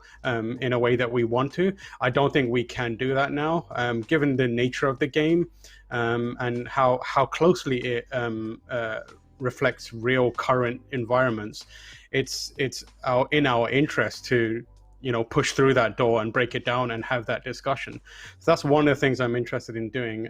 And like Chaim discusses, like moments from Watch Dogs 2 where the main character has this kind of unique discussion with another character, and Watch Dogs 2 being one of the games that is pretty cool in the franchise, and they're giving it away for free to anyone who watched it later, so it's worth playing just to see stuff like that. But like the reason that discussion was important was because it's two black characters that are speaking to each other and they're able to relate to their circumstances.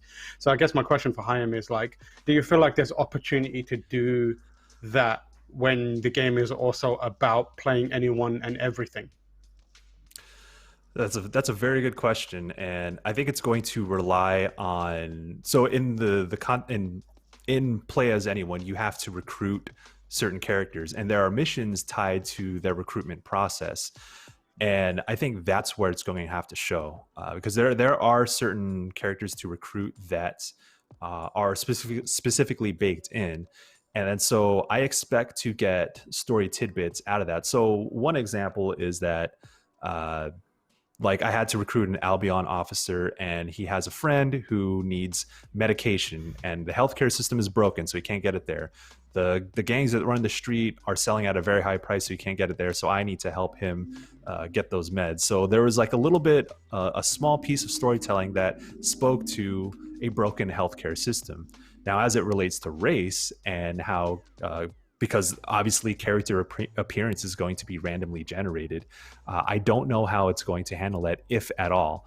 And that's definitely something that everyone should be have a keen eye on, is that how are they going to have those storytelling moments as it relates to race? Because systems of oppression and a police state and police brutality is inseparable from racial issues. Like, racism drives a lot of those elements that this game is trying to touch on. So if it doesn't go all in on that in some capacity, I do think it will fall short in that regard. And one thing I'll note is it's kind of a small little line in one of the main story missions. So Nigel Cass is he runs Albion, which is the private military corporation that's overtaken London. And he says a small line where, quote unquote, illegals are ruining families. And that, like, if you're gonna inject that into the narrative in some capacity, you can't just use that as set dressing. Like, if you have a character say that, then there needs to be something that pushes back on that message to make it clear where this game stands, and the fact that the systems of oppression also are intertwined to race. So I don't know if it's going to come out of like the characters themselves, like it did in Watch Dogs 2. But I would hope that the characters that surround this narrative, some of the more baked in narrative pieces, they need to touch on that, and it needs to touch on the inherent, the fact that race and capitalism are inherently tied to the systems of oppression that Watch Dogs Legion is trying to portray. Absolutely. Before we move on from Watch Dogs, I just want to touch briefly on the setting of London itself. Ubisoft also obviously prides themselves on kind of these recreations of worlds, and honestly, feeling homesick for London right now. I don't know about you, Tim. Yeah, very much so. Yeah, it looks really good. Yeah, and I'm very... Michael, have you ever been to London? I haven't, but I did in Watch Dogs Legion. But I did a little research of like the locations and stuff. So I saw a Big Ben clock tower. Went down the Thames River Walk. I saw the London Eye. I was in Southwark district. I liberated that district. So if y'all ever been to Southwark, oh really? It's not Southwark, by the way.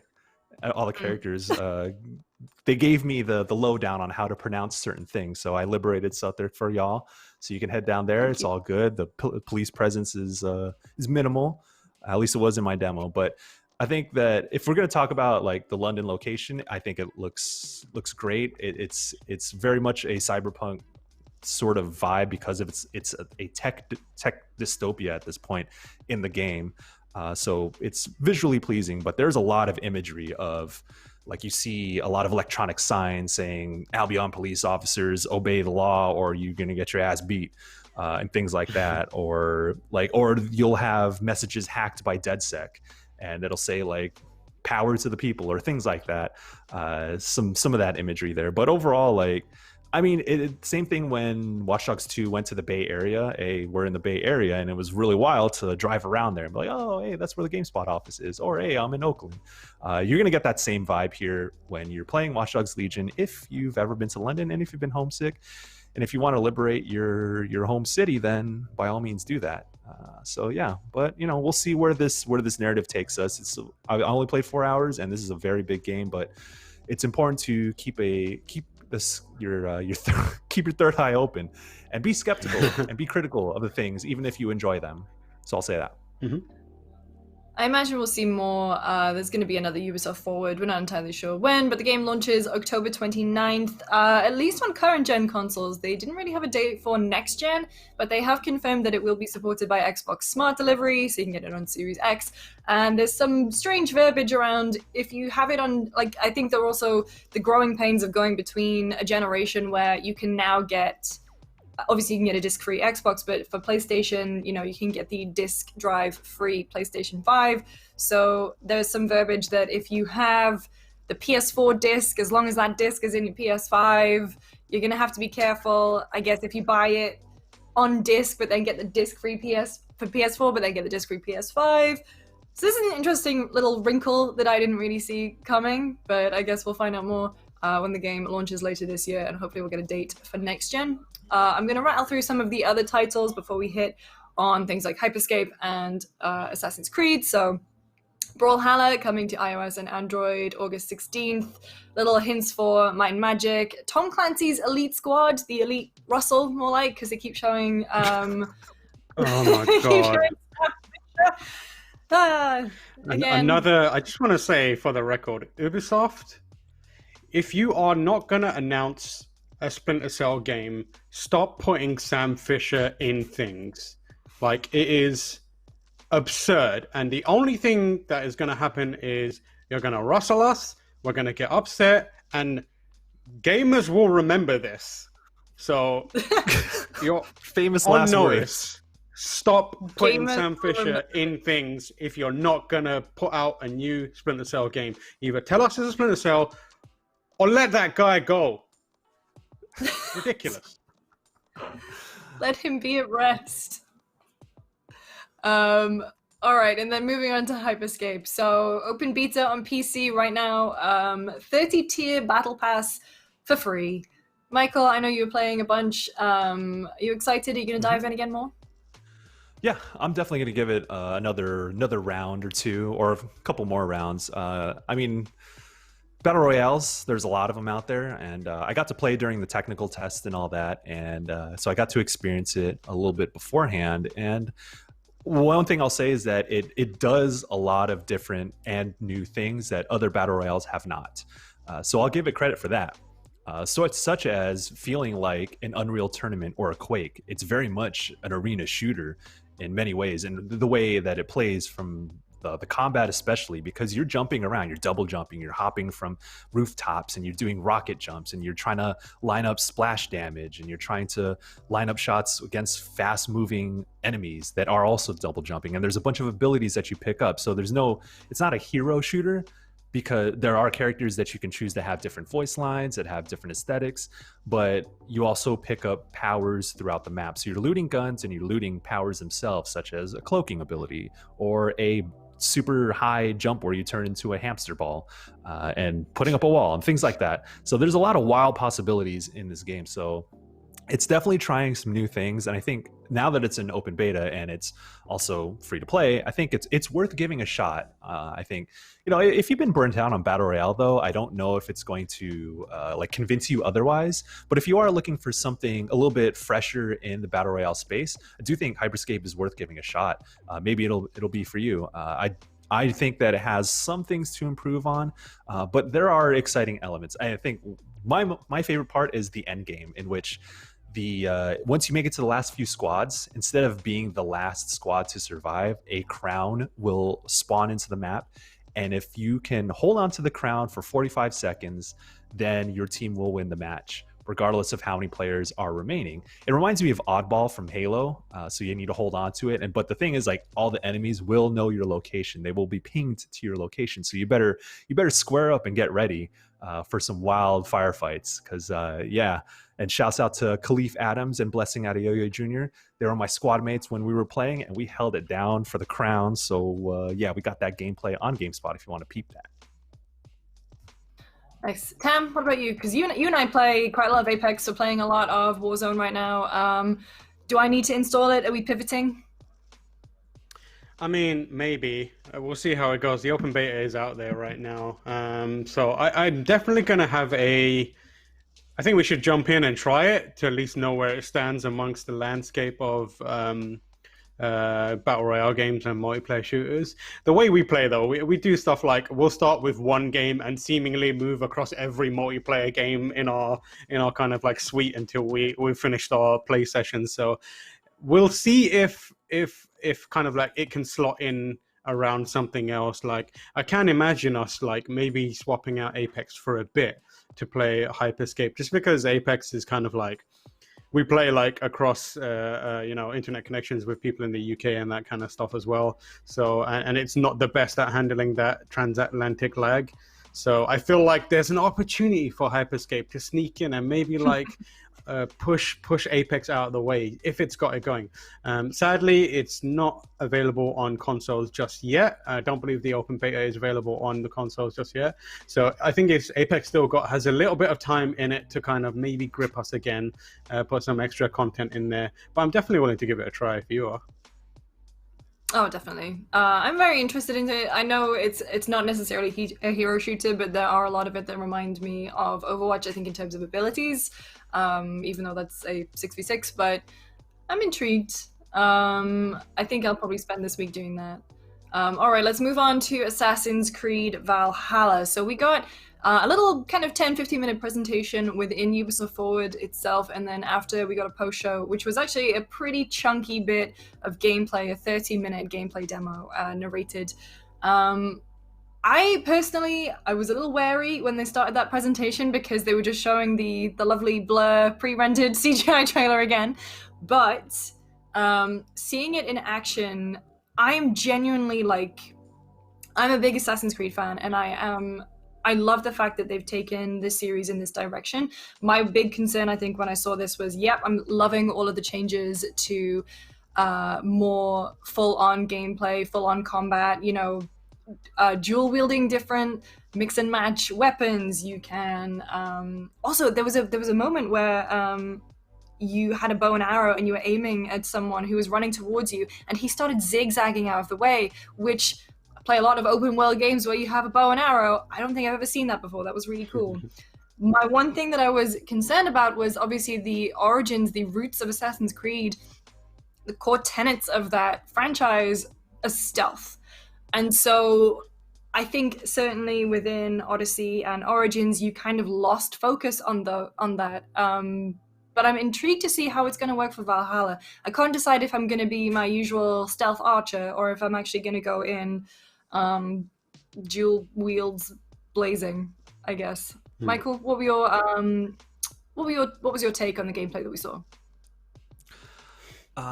Well, first I want to give a shout out to Jordan Ramey, who previewed it for us. One of our top lads. here at GameSpot. So he actually got hands-on with it. So he'll have more details to share if you want to read that. But from what I've seen and from what I've read when I was helping edit his feature is, I'm I'm ready for some open world nonsense.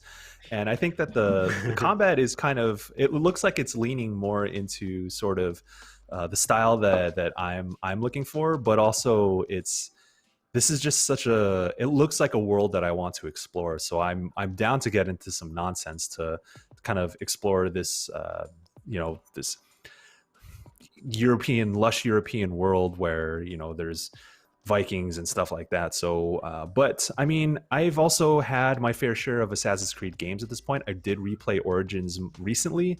So, I'm not expecting something revolutionary, but it seems like there are a lot of dope mechanics at play here. And I think Jordan also mentioned the different ways that you travel. So it's going to be easier to get around different places with fast traveling. And some of the narrative elements seem really interesting as how it ties to the present day Assassin's Creed sort of narrative line, I guess. And the fact that you can switch Eivor between male and female at any time, and the fact that has narrative implications, that's I think now that I think about it, that's the thing that's going to hook me. Like, I'm gonna get into some open world nonsense, but I also want to get something meaty out of it as well. Like, if you're gonna take this Viking aesthetic, this Viking setting, I don't want it to just be about brutalizing my enemies or anything like that. I want a little bit more chew on, and I'm getting a sense of that.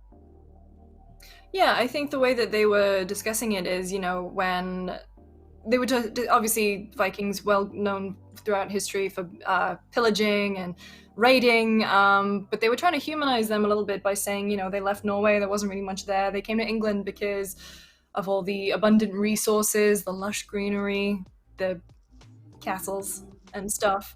And so trying to humanize that process. So I'm interested to see how that works, because I guess throughout history, we've always learned that the Vikings are just this very harsh people. But it also seems like because you're building your kind of home, it's not called a homestead, it's your settlement. And, gathering resources. And I'm intrigued to see how much that'll play into the gameplay loop. Tam, what are your feelings on that? Yeah, I'm really excited to have that kind of... That's the one thing that I was kind of missing in a lot of the recent Assassin's Creed games, like investing in a place a little more. Like, they've done a great job of showing off places, but like AC2, Brotherhood, that kind of feeling of building up your own kind of like town. What was it called? Monteregioni or something like that? I can't remember what your own settlement thing was called. Yeah. But like that, and it makes perfect sense for a game like this, given the setup with, we have these Vikings trying to find a new home, establishing that. So I'm really excited about that element of it. And seeing how it feeds. I think that's what was exciting about the AC2 element, or like what's remembered great about it is there was so much of the main gameplay that fed into that settlement building in the original AC2 series kind of stuff.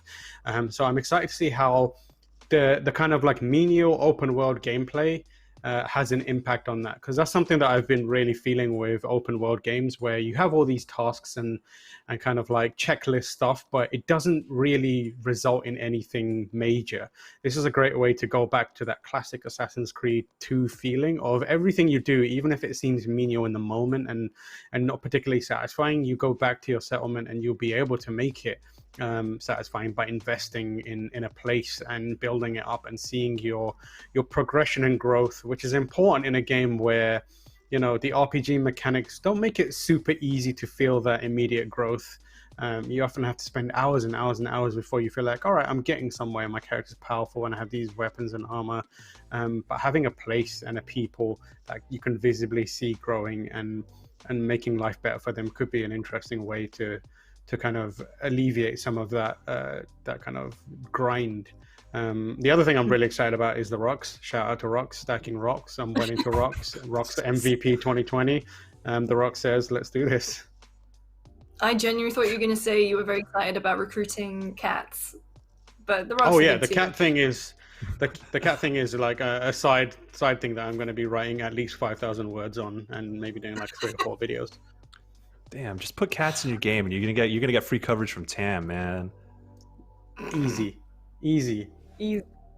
Before we move on from Assassin's Creed, a couple more things I wanted to pick up on. I like the kind of gathering your army and storming fortresses, which is a very different kind of take. I guess in Assassin's Creed, where you typically go in, you are the one man or woman army, and you sort of try and stealth kill everyone. But this one, I was getting kind of Shadow of War vibes, you know, gathering an army and raining destruction down on these strongholds, which I'm very excited about.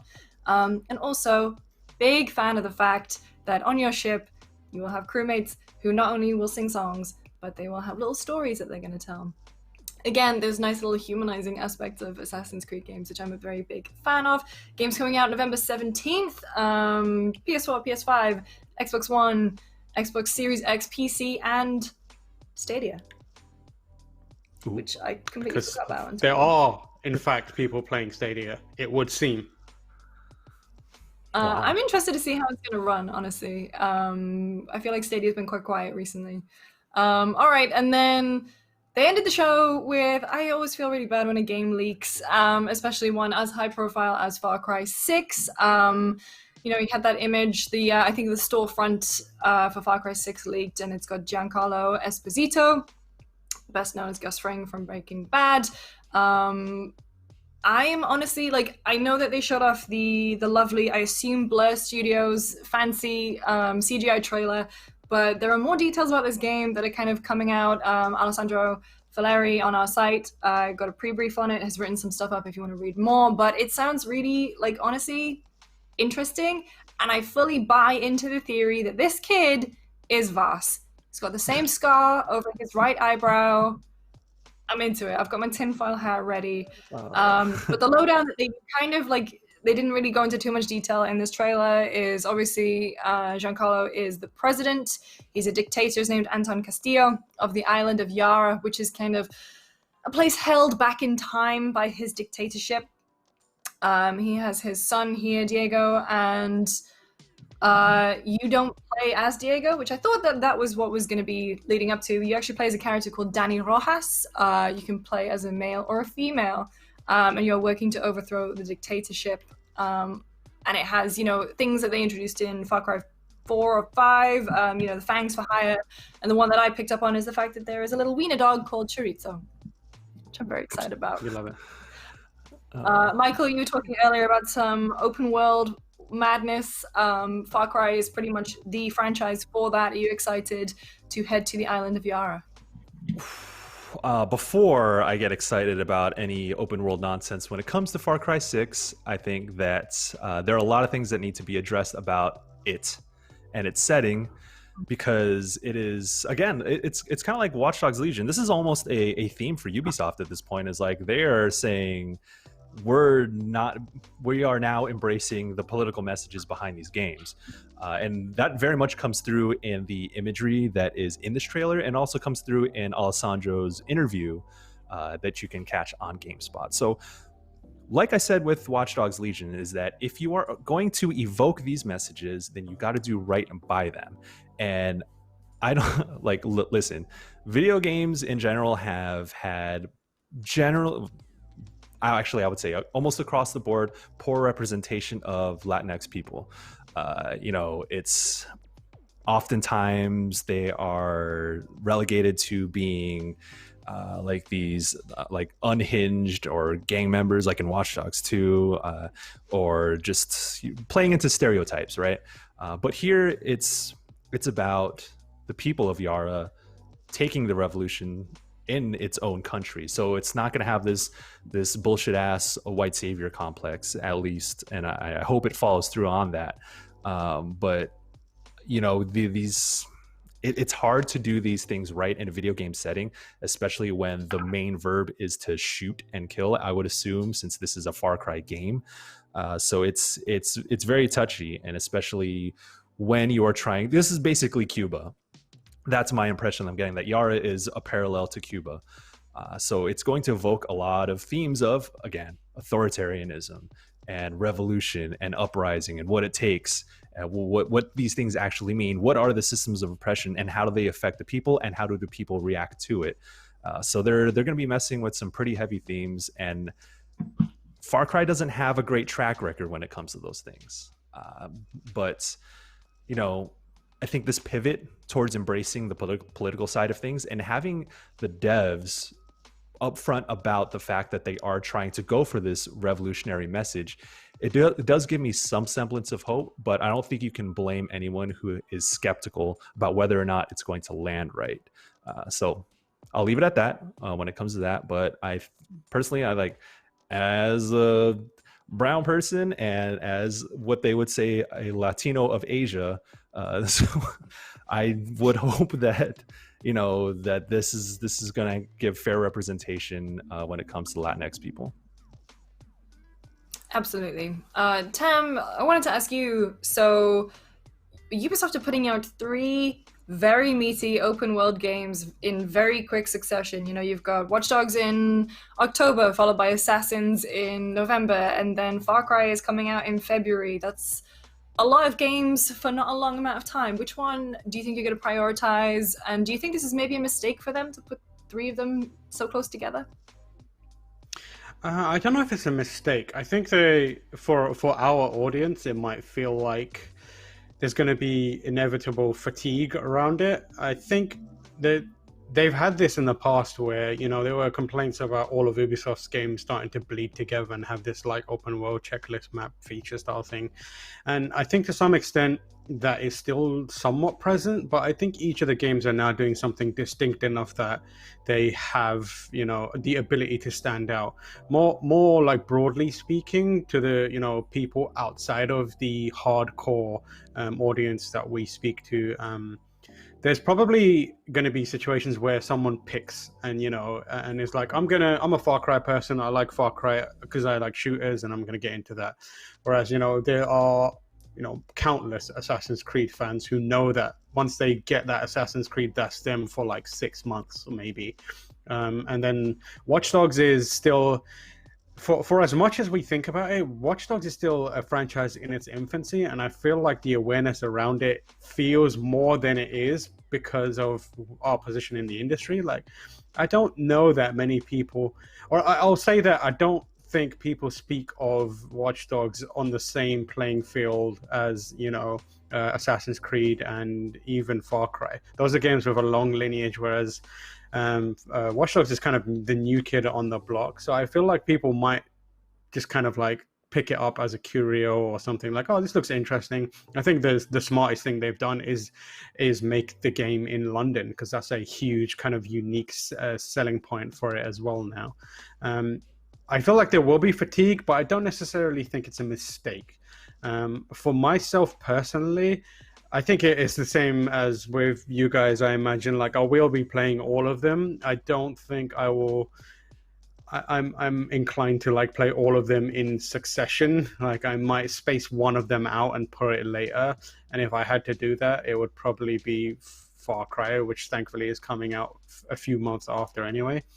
But I'm excited for each one, and I think they all have something unique to offer to kind of compel me to play all of them, even if they are quite similar in a lot of regards. All right, we're just about going to wrap up here. Michael, what are your final thoughts on the very first Ubisoft Forward? They got some interesting games lined up. I think gameplay wise, it's pretty much I wouldn't say a guarantee, but I would bet on them being fun to play. Ubisoft is very good at building fascinating open worlds with a ton of stuff to do. I think like Watch Dogs Legion, so the thing about Watch Dogs Legion is like I'm more excited now for it than I was before, even though I'm even more skeptical about how it's going to handle its themes, because its gameplay I think is fascinating, and I do like that they are embracing its themes. So I think that now, like at least now that we know what these games are with Far Cry 6, Watch Dogs Legion, Assassin's Creed to a lesser extent, but now that we know that they are going all in on these themes, now is the time for these games to show us that they mean it. And you know, I'm not going to discount these games before they're out, but I am going to be keeping a sharp eye when I play these games about how it's doing its storytelling, how it pieces its narrative together. So with that, I will say that I am looking forward to these games, and I'm looking forward to dissecting what they have to say, and also the open world hijinks that comes with it. Tam, what about you? Yeah, I think I echo a lot of what Hyam said there. I think Watch Dogs looks interesting. Assassin's Creed looks great. Watch Dogs looks great as well. And I'm excited to get back into a Far Cry game, especially with this vast conspiracy surrounding it. But I think Hyam's right. Like we need to put those games under more scrutiny, narratively speaking. They are inviting us to do so, and we should absolutely do that. I think each of those games has, like I said previously, a distinct gameplay loop now, hopefully, but the most interesting aspects of them are the narrative and the characterization and the rocks and cats in Assassin's Creed Valhalla. What I'll always also say is that for a first attempt at Ubisoft Forward, I think it went down pretty well. Obviously there's the one thing that we wish they could have handled better, and we will continue to hold them accountable for that stuff. But as far as Nintendo Direct clones go, it's pretty good. And if they're going to do it again, do not mention Sam Fisher unless you're mentioning the game. Just to reiterate, stop that shit. Behave yourself. Either give us a Splinter Cell or just let it go. Relax. Leave Sam Fisher alone. We already lost Snake. We already lost Snake. We cannot lose another stealth icon, and we won't sit by and let it happen in this way. Let him go. Let him hang out with Snake. Just leave the sneaky boys alone. I agree with basically what the two of you said, so I'm kind of not going to reiterate those points, but leave the sneaky boys alone. There will be another Ubisoft Forward in the future. I hope that we're going to see more of, Gods and Monsters. Beyond Good and Evil 2 is a little curio that's just kind of... Skull and Bones! God. I don't even remember the last time we heard anything from Skull and Bones. I think I interviewed them 3-4 years ago at this point about that game. Fingers crossed they're doing all right. And yeah, we will obviously be covering those Ubisoft Forwards as they happen, just like we will be covering the Xbox Series X Inside Xbox on July 23rd, as well as all the other huge game announcements, hands-on, etc., from across the summer. So make sure to stay tuned to GameSpot.com, youtube.com/GameSpot. On behalf of myself, Michael, and Tam, thank you so much for watching. We'll see you next time. Peace. Play Bloodborne. Couldn't even say much there.